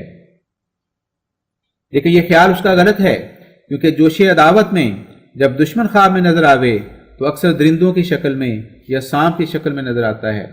اس سے یہ نتیجہ نکالنا کہ در حقیقت وہ بد آدمی ہے کہ جو ایسی شکل میں ظاہر ہوا ایک غلطی ہے، بلکہ چونکہ دیکھنے والے کی طبیعت اور خیال میں وہ درندوں کی طرح تھا، اس لیے خواب میں درندہ ہو کر اس کو دکھائی دیا۔ سو میرا مطلب یہ ہے کہ خواب دیکھنے والا جذبات نفس سے خالی ہو اور ایک آرام یافتہ اور سراسر روح بحق دل سے محض اظہار حق کی غرض سے استخارہ کرے۔ میں یہ عہد نہیں کر سکتا کہ ہر یک شخص کو ہر یک حالت نیک یا بد میں ضرور خواب آ جائے گی، لیکن آپ کی نسبت میں کہتا ہوں کہ اگر آپ 40 روز تک روح بحق ہو کر بشرائط مندرجہ نشان آسمانی استخارہ کریں تو میں آپ کے لیے دعا کروں گا۔ کیا خوب ہو کہ یہ استخارہ میرے روبرو ہو تا میری توجہ زیادہ ہو۔ آپ پر کچھ ہی مشکل نہیں، لوگ معمولی اور نفلی طور پر حج کرنے کو بھی جاتے ہیں، مگر اس جگہ نفلی حج سے ثواب زیادہ ہے اور غافل رہنے میں نقصان اور خطر، کیونکہ سلسلہ آسمانی ہے اور حکم ربانی۔ سچی خواب اپنی سچائی کے آثار آپ ظاہر کر دیتی ہے، وہ دل پر ایک نور کا اثر ڈالتی ہے اور میخی آہنی کی طرح اندر کھپ جاتی ہے اور دل اس کو قبول کر لیتا ہے اور اس کی نورانیت اور ہیبت بال بال پر طاری ہو جاتی ہے۔ میں آپ سے عہد کرتا ہوں کہ اگر آپ میرے روبرو اور میری ہدایت اور تعلیم کے موافق اس کام میں مشغول ہوں تو میں آپ کے لیے بہت کوشش کروں گا، کیونکہ میرا خیال آپ کی نسبت بہت نیک ہے اور خدا تعالیٰ سے چاہتا ہوں کہ آپ کو ضائع نہ کرے اور رشد اور سعادت میں ترقی دے۔ اب میں نے آپ کا وقت بہت لے لیا، ختم کرتا ہوں۔ والسلام علی من اتبع الہدی۔ آپ کا مقرر خط پڑھ کر ایک بات کچھ زیادہ تفصیل کی محتاج معلوم ہوئی، اور وہ یہ ہے کہ استخارہ کے لیے ایسی دعا کی جائے کہ ہر یک شخص کا استخارہ شیطان کے دخل سے محفوظ ہو۔ عزیز من، یہ بات خدا تعالیٰ کے قانون قدرت کے برخلاف ہے کہ وہ شیاطین کو ان کے مواضع مناسبہ سے معطل کر دے۔ اللہ جل شانہ قرآن کریم میں فرماتا ہے، وَمَا أَرْسَلْنَا مِن قَبْلِكَ مِن رَّسُولٍ وَلَا نَبِيٍّ إِلَّا إِذَا تَمَنَّىٰ أَلْقَى الشَّيْطَانُ فِي أُمْنِيَّتِهِ فَيَنسَخُ اللَّهُ مَا يُلْقِي الشَّيْطَانُ ثُمَّ يُحْكِمُ اللَّهُ آيَاتِهِ وَاللَّهُ عَلِيمٌ حَكِيمٌ۔ سورۃ الحج آیت 53۔ یعنی ہم نے کوئی ایسا رسول اور نبی نہیں بھیجا کہ اس کی یہ حالت نہ ہو کہ جب وہ کوئی تمنا کرے، یعنی اپنے نفس سے کوئی بات چاہے، تو شیطان اس کی خواہش میں کچھ نہ ملاوے۔ یعنی جب کوئی رسول یا کوئی نبی اپنے نفس کے جوش سے کسی بات کو چاہتا ہے تو شیطان اس میں بھی دخل دیتا ہے، تب وہی مطلوب جو شوقت اور ہیبت اور روشنی تام رکھتی ہے اس دخل کو اٹھا دیتی ہے اور منشاء الہی کو مصفہ کر کے دکھلا دیتی ہے۔ یہ اس بات کی طرف اشارہ ہے کہ نبی کے دل میں جو خیالات اٹھتے ہیں اور جو کچھ خواطر اس کے نفس میں پیدا ہوتی ہیں، در حقیقت وہ تمام وہی ہوتی ہیں، جیسا کہ قرآن کریم اس پر شاہد ہے۔ وما ينطق عن الهوى ان هو الا وحی یوحی، النجم آیت 4-5۔ لیکن قرآن کی وحی دوسری وحی سے جو صرف معانی میں جانب اللہ ہوتی ہے تمیز کلی رکھتی ہے، اور نبی کے اپنے تمام اقوال وحی غیر مطلوب میں داخل ہوتے ہیں، کیونکہ روح القدس کی برکت اور چمک ہمیشہ نبی کے شامل حال رہتی ہے، اور ہر یک بات اس کی برکت سے بری ہوئی ہوتی ہے، اور وہ برکت روح القدس سے اس کلام میں رکھی جاتی ہے۔ لہذا ہر یک بات نبی کی جو نبی کی توجہ تام سے اور اس کے خیال کی پوری مصروفیت سے اس کے منہ سے نکلتی ہے، وہ بلا شبہ وحی ہوتی ہے۔ تمام احادیث اسی درجہ کی وحی میں داخل ہیں جن کو غیر مطلوب وحی کہتے ہیں۔ اب اللہ جل شانہ آیت مصروفہ ممدوحہ میں فرماتا ہے کہ اس ادنا درجہ کی وحی میں جو حدیث کہلاتی ہے، بعض صورتوں میں شیطان کا دخل بھی ہو جاتا ہے، اور وہ اس وقت کہ جب نبی کا نفس ایک بات کے لیے تمنا کرتا ہے تو اس کا اجتہاد غلطی کر جاتا ہے، اور نبی کی اجتہادی غلطی بھی در حقیقت وحی کی غلطی ہے، کیونکہ نبی تو کسی حالت میں وحی سے خالی نہیں ہوتا، وہ اپنے نفس سے کھویا جاتا ہے اور خدا تعالیٰ کے ہاتھ میں ایک آلہ کی طرح ہوتا ہے۔ بس چونکہ ہر یک بات جو اس کے منہ سے نکلتی ہے وہی ہے، اس لیے جب اس کے اجتہاد میں غلطی ہو گئی تو وہی کی غلطی کہلائے گی، نہ اجتہاد کی غلطی۔ اب خدا تعالیٰ اسی کا جواب قرآن کریم میں فرماتا ہے کہ کبھی نبی کی اس قسم کی وحی، جس کو دوسرے لفظوں میں اجتہاد بھی کہتے ہیں، مس شیطانی سے مخلوط ہو جاتی ہے، اور یہ اس وقت ہوتا ہے کہ جب نبی کوئی تمنا کرتا ہے کہ یوں ہو جائے، تب ایسا ہی خیال اس کے دل میں گزرتا ہے جس پر نبی مستقل رائے قائم کرنے کے لیے ارادہ کر لیتا ہے، تب فی الفور وحی اکبر جو کلام الہی اور وحی مطلوب اور مہیمن ہے، نبی کو اس غلطی پر متنبع کر دیتی ہے، اور وحی مطلوب شیطان کے دخل سے بکلی منزہ ہوتی ہے، کیونکہ وہ ایک سخت ہیبت اور شوکت اور روشنی اپنے اندر رکھتی ہے، اور قول ثقیل اور شدید النزول بھی ہے، اور اس کی تیز شعائیں شیطان کو جلاتی ہیں، اس لیے شیطان اس کے نام سے دور بھاگتا ہے اور نزدیک نہیں آ سکتا، اور نیز ملائک کی کامل محافظت اس کے ارد گرد ہوتی ہے۔ لیکن وحی غیر مطلوب جس میں نبی کا اجتہاد بھی داخل ہے، یہ قوت نہیں رکھتی، اس لیے تمنا کے وقت جو کبھی شاذ و نادر اجتہاد کے سلسلے میں پیدا ہو جاتی ہے، شیطان نبی یا رسول کے اجتہاد میں دخل دیتا ہے، پھر وحی مطلوب اس دخل کو اٹھا دیتی ہے۔ یہی وجہ ہے کہ انبیاء کے بعد اجتہادات میں غلطی بھی ہو گئی ہے جو بعد میں رفع کی گئی۔ اب خلاصہ کلام یہ ہے کہ جس حالت میں خدا تعالیٰ کا یہ قانون قدرت ہے کہ نبی بلکہ رسول کی ایک قسم کی وحی میں بھی جو وحی غیر مطلوب ہے شیطان کا دخل بموجب قرآن کریم کی تصریح کے ہو سکتا ہے، تو پھر کسی دوسرے شخص کو کب یہ حق پہنچتا ہے کہ اس قانون قدرت کی تبدیل کی درخواست کرے، ما سوا اس کے صفائی اور راستی خواب کی اپنی پاک باطنی اور سچائی اور طہارت پر موقوف ہے۔ یہی قدیم قانون قدرت ہے جو اس کے رسول کریم کی معرفت ہم تک پہنچا ہے کہ سچی خوابوں کے لیے ضرور ہے کہ بیداری کی حالت میں انسان ہمیشہ سچا اور خدا تعالیٰ کے لیے راست باز ہو، اور کچھ شک نہیں کہ جو شخص اس قانون پر چلے گا اور اپنے دل کو راست گوئی اور راست روی اور راست منشی کا پورا پابند کر لے گا تو اس کی خوابیں سچی ہوں گی۔ سامعین کرام، آپ اس وقت آئینہ کمالات اسلام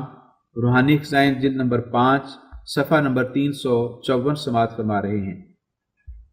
اللہ جل شانہ فرماتا ہے، قد افلح من زکاہا، یعنی جو شخص باطل خیالات اور باطل نیات اور باطل اعمال اور باطل عقائد سے اپنے نفس کو پاک کر لے، وہ شیطان کے بند سے رہائی پائے گا اور آخرت میں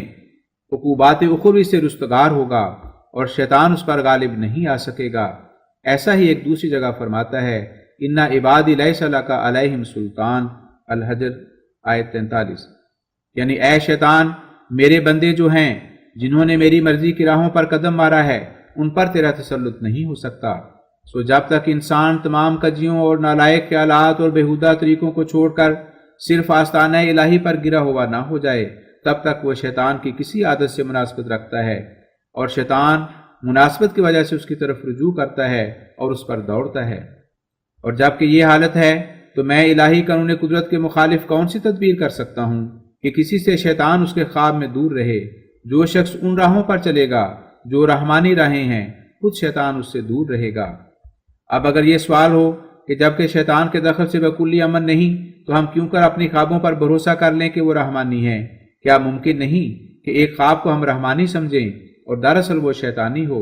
اور یا شیطانی خیال کریں اور دراصل وہ رحمانی ہو؟ تو اس وہم کا جواب یہ ہے کہ رحمانی خواب اپنی شوکت اور برکت اور عظمت اور نورانیت سے خود معلوم ہو جاتی ہے۔ جو چیز پاک چشمے سے نکلی ہے وہ پاکیزگی اور خوشبو اپنے اندر رکھتی ہے، اور جو چیز ناپاک اور گندے پانی سے نکلی ہے اس کا گند اور اس کی بدبو فی الفور آ جاتی ہے۔ سچی خوابیں جو خدا تعالیٰ کی طرف سے آتی ہیں وہ ایک پاک پیغام کی طرح ہوتی ہیں، جن کے ساتھ پریشان خیالات کا کوئی مجموعہ نہیں ہوتا، اور اپنے اندر ایک اثر ڈالنے والی قوت رکھتی ہیں، اور دل ان کی طرف کھینچے جاتے ہیں، اور روح گواہی دیتی ہے کہ یہ من جانب اللہ ہے، کیونکہ اس کی عظمت اور شوکت ایک فولادی میخ کی طرح دل کے اندر دھس جاتی ہے۔ اور بسا اوقات ایسا بھی ہوتا ہے کہ ایک شخص سچی خواب دیکھتا ہے اور خدا تعالیٰ اس کے کسی مجلسی کو بطور گواہ ٹھہرانے کے وہی خواب یا اس کے کوئی ہم شکل دکھلا دیتا ہے، تب اس خواب کو دوسرے کے خواب سے قوت مل جاتی ہے۔ سو بہتر ہے کہ آپ کسی اپنے دوست کو رفیق خواب کر لیں جو صلاحیت اور تقوی رکھتا ہو، اور اس کو کہہ دیں کہ جب کوئی خواب دیکھے لکھ کر دکھلاوے، اور آپ بھی لکھ کر دکھلاویں۔ تب امید ہے کہ سچی خواب آئے گی تو اس کے کئی اجزاء آپ کی خواب میں اور اس رفیق کی خواب میں مشترک ہوں گے، اور ایسا اشتراک ہوگا کہ آپ تعجب کریں گے۔ افسوس کہ اگر میرے روبرو آپ ایسا ارادہ کر سکتے تو میں غالب امید رکھتا تھا کہ کچھ عجوبہ قدرت ظاہر ہوتا۔ میری حالت ایک عجیب حالت ہے۔ بعض دن ایسے گزرتے ہیں کہ الہامات الہی بارش کی طرح برستے ہیں، اور بعض پیشگوئیاں ایسی ہوتی ہیں کہ ایک منٹ کے اندر ہی پوری ہو جاتی ہیں، اور بعض مدت دراز کے بعد پوری ہوتی ہیں۔ صحبت میں رہنے والا محروم نہیں رہ سکتا، کچھ نہ کچھ تائید الہی دیکھ لیتا ہے جو اس کے باریک بین نظر کے لیے کافی ہوتی ہے۔ اب میں متواتر دیکھتا ہوں کہ کوئی امر ہونے والا ہے، میں قطعاً نہیں کہہ سکتا کہ وہ جلد یا دیر سے ہوگا، مگر آسمان پر کچھ تیاری ہو رہی ہے تا خدا تعالیٰ بدظنوں کو ملزم اور رسوا کرے۔ کوئی دن یا رات کم گزرتی ہے جو مجھ کو اطمینان نہیں دیا جاتا۔ یہی خط لکھتے لکھتے یہ الہام ہوا، یجیء الحق ویکشف الصدق ویکثر الخاسرون یأتی قمر الانبیاء وامرک یتأتی ان ربک فعال لما یرید۔ یعنی حق ظاہر ہوگا اور صدق کھل جائے گا، اور جنہوں نے بدظنیوں سے زیاں اٹھایا وہ ذلت اور رسوائی کا زیاں بھی اٹھائیں گے۔ نبیوں کا چاند آئے گا اور تیرا کام ظاہر ہو جائے گا۔ تیرا رب جو چاہتا ہے کرتا ہے، مگر میں نہیں جانتا کہ یہ کب ہوگا۔ اور جو شخص جلدی کرتا ہے خدا تعالیٰ کو اس کی ایک ذرہ بے پرواہ نہیں، وہ غنی ہے دوسرے کا محتاج نہیں، اپنے کاموں کو حکمت اور مصلحت سے کرتا ہے، اور ہر یک شخص کی آزمائش کر کے پیچھے سے اپنی تائید دکھلاتا ہے۔ اگر پہلے سے نشان ظاہر ہوتے تو صحابہ کبار اور اہل بیت کے ایمان اور دوسرے لوگوں کے ایمانوں میں فرق کیا ہوتا؟ خدا تعالیٰ اپنے عزیزوں اور پیاروں کی عزت ظاہر کرنے کے لیے نشان دکھلانے میں کچھ توقف ڈال دیتا ہے تا لوگوں پر ظاہر ہو کہ خدا تعالیٰ کے خاص بندے نشانوں کے محتاج نہیں ہوتے، اور تا ان کی فراست اور دوربینی سب پر ظاہر ہو جائے اور ان کے مرتبہ عالیہ میں کسی کو کلام نہ ہو۔ حضرت مسیح علیہ السلام سے 72 آدمی اوائل میں اس بد خیال سے پھر گئے اور مرتد ہو گئے کہ آپ نے ان کو کوئی نشان نہیں دکھلایا۔ ان میں سے 12 قائم رہے، اور 12 میں سے پھر ایک مرتد ہو گیا، اور جو قائم رہے انہوں نے آخر میں بہت سے نشان دیکھے اور عند اللہ صادق شمار ہوئے۔ مقرر میں آپ کو کہتا ہوں کہ اگر آپ 40 روز تک میری صحبت میں آ جائیں تو مجھے یقین ہے کہ میرے قرب و جوار کا اثر آپ پر پڑے، اور اگرچہ میں عہد کے طور پر نہیں کہہ سکتا، مگر میرا دل شہادت دیتا ہے کہ کچھ ظاہر ہوگا جو آپ کو کھینچ کر یقین کی طرف لے جائے گا، اور میں یہ دیکھ رہا ہوں کہ کچھ ہونے والا ہے۔ مگر ابھی خدا تعالیٰ اپنی سنت قدیمہ سے 2 گروہ بنانے چاہتا ہے، ایک وہ گروہ جو نیک ظنی کی برکت سے میری طرف آتے جاتے ہیں، دوسرے وہ گروہ جو بدظنی کی شامت سے مجھ سے دور پڑتے جاتے ہیں۔ اور میں نے آپ کے اس بیان کو افسوس کے ساتھ پڑھا جو آپ فرماتے ہیں کہ مجرد کیل و کال سے فیصلہ نہیں ہو سکتا۔ میں آپ کو از راہ تودد و مہربانی و رحم اس طرف توجہ دلاتا ہوں کہ اکثر فیصلے دنیا میں کیل و کال سے ہی ہوتے ہیں، یہاں تک کہ صرف باتوں کے ثبوت یا عدم ثبوت کے لحاظ سے ایک شخص کو عدالت نہایت اطمینان کے ساتھ پھانسی دے سکتی ہے اور ایک شخص کو تہمت خون سے بری کر سکتی ہے۔ واقعات کے ثبوت یا عدم ثبوت پر تمام مقدمات فیصلہ پاتے ہیں، کسی فریق سے یہ سوال نہیں ہوتا کہ کوئی آسمانی نشان دکھلاوے تب ڈگری ہوگی، یا فقط اس صورت میں مقدمہ ڈسمس ہوگا کہ جب مدعا علیہ سے کوئی کرامت ظہور میں آوے، بلکہ اگر کوئی مدعی بجائے واقعات کے ثابت کرنے کے ایک سوئی کا سانپ بنا کر دکھلا دے یا ایک کاغذ کا کبوتر بنا کر عدالت میں اڑا دے، تو کوئی حاکم صرف ان وجوہات کی روح سے اس کو ڈگری نہیں دے سکتا جب تک باقاعدہ صحت دعویٰ ثابت نہ ہو اور واقعات پرکھے نہ جائیں۔ بس جس حالت میں واقعات کا پرکھنا ضروری ہے، اور میرا یہ بیان ہے کہ میرے تمام دعاوی قرآن کریم اور احادیث نبویہ اور اولیاء گزشتہ کی پیشگوئیوں سے ثابت ہیں، اور جو کچھ میرے مخالف تعویلات سے اصل مسیح کو دوبارہ دنیا میں نازل کرنا چاہتے ہیں، نہ صرف عدم ثبوت کا داغ ان پر ہے، بلکہ یہ خیال محال ببداہت قرآن کریم کی نصوص بینہ سے مخالف پڑا ہوا ہے، اور اس کے ہر یک پہلو میں اس قدر مفاسد ہیں اور اس قدر خرابیاں ہیں کہ ممکن نہیں کہ کوئی شخص ان سب کو اپنی نظر کے سامنے رکھ کر پھر اس کو بدیہی البطلان نہ کہہ سکے۔ تو پھر ان حقائق اور معارف اور دلائل اور براہین کو کیوں کر فضول کیلو کال کہہ سکتے ہیں؟ قرآن کریم بھی تو بظاہر کیلو کال ہی ہے، جو عظیم الشان معجزہ اور تمام معجزات سے بڑھ کر ہے۔ معقولی ثبوت تو اول درجے پر ضروری ہوتے ہیں، بغیر اس کے نشان ہیچ ہیں۔ یاد رہے کہ جن ثبوتوں پر مدعا علیہ کو عدالتوں میں سزائے موت دی جاتی ہے، وہ ثبوت ان ثبوتوں سے کچھ بڑھ کر نہیں ہیں جو قرآن اور حدیث اور اقوال اکابر اور اولیاء کرام سے میرے پاس موجود ہیں، مگر غور سے دیکھنا اور مجھ سے سننا شرط ہے۔ میں نے ان ثبوتوں کو صفائی کے ساتھ کتاب آئینہ کمالات اسلام میں لکھا ہے اور کھول کر دکھلایا ہے کہ جو لوگ اس انتظار میں اپنی عمر اور وقت کو کھوتے ہیں کہ حضرت مسیح پھر اپنے خاکی قالب کے ساتھ دنیا میں آئیں گے، وہ کس قدر منشاء کلام الہی سے دور جا پڑے ہیں، اور کیسے چاروں طرف کے فسادوں اور خرابیوں نے ان کو گھیر لیا ہے۔ میں نے اس کتاب میں ثابت کر دیا ہے کہ مسیح موعود کا قرآن کریم میں ذکر ہے اور دجال کا بھی، لیکن جس طرز سے قرآن کریم میں یہ بیان فرمایا ہے وہ جبھی صحیح اور درست ہوگا کہ جب مسیح موعود سے مراد کوئی مسیل مسیح لیا جاوے جو اسی امت میں پیدا ہو، اور نیز دجال سے مراد ایک گروہ لیا جائے، اور دجال خود گروہ کو کہتے ہیں۔ بلا شبہ ہمارے مخالفوں نے بڑی ذلت پہنچانے والی غلطی اپنے لیے اختیار کی ہے، وہ یا قرآن اور حدیث کو یک طرف چھوڑ دیا ہے۔ وہ اپنی نہایت درجہ کی بلاہت سے اپنی غلطی پر متنبع نہیں ہوتے اور اپنے موٹے اور سطحی خیالات پر مغرور ہیں، مگر ان کو شرمندہ کرنے والا وقت نزدیک آتا جاتا ہے۔ میں نہیں جانتا کہ میرے اس خط کا آپ کے دل پر کیا اثر پڑے گا، مگر میں نے ایک واقعی نقشہ آپ کے سامنے کھینچ کر دکھلا دیا ہے۔ ملاقات نہایت ضروری ہے۔ میں چاہتا ہوں کہ جس طرح ہو سکے 27 دسمبر 1892 کے جلسے میں ضرور تشریف لاویں۔ انشاءاللہ القدیر آپ کے لیے بہت مفید ہوگا، اور جو للہ سفر کیا جاتا ہے وہ عند اللہ ایک قسم عبادت کے ہوتا ہے۔ اب دعا پر ختم کرتا ہوں۔ ایدکم اللہ من عنده ورحمکم فی الدنیا والآخرہ۔ والسلام۔ خاکسار غلام محمد از قادیان، ضلع گرداسپورہ، 10 دسمبر 1892۔ صفحہ نمبر 358۔ چون مرا نور پیکام مسیحی داده اند، مصلحت را ابن مریم نام من بنهاده اند. می درخشم چو کمر، تابم چو قرص آفتاب، کور چشم آنان که در این کارها افتاده اند. بشنوید ای طالبان که از غیب بکنند این ندا، مصلحی باید که در هر جا مفاسد زاده اند. صادقم و از طرف مولا با نشانها آمدم، صد در علم و خدا بر روی من بگشاده اند. آسمان بارد نشان، الوقت میگوید زمین، این دو شاهد از پی تصدیق من ایستاده اند.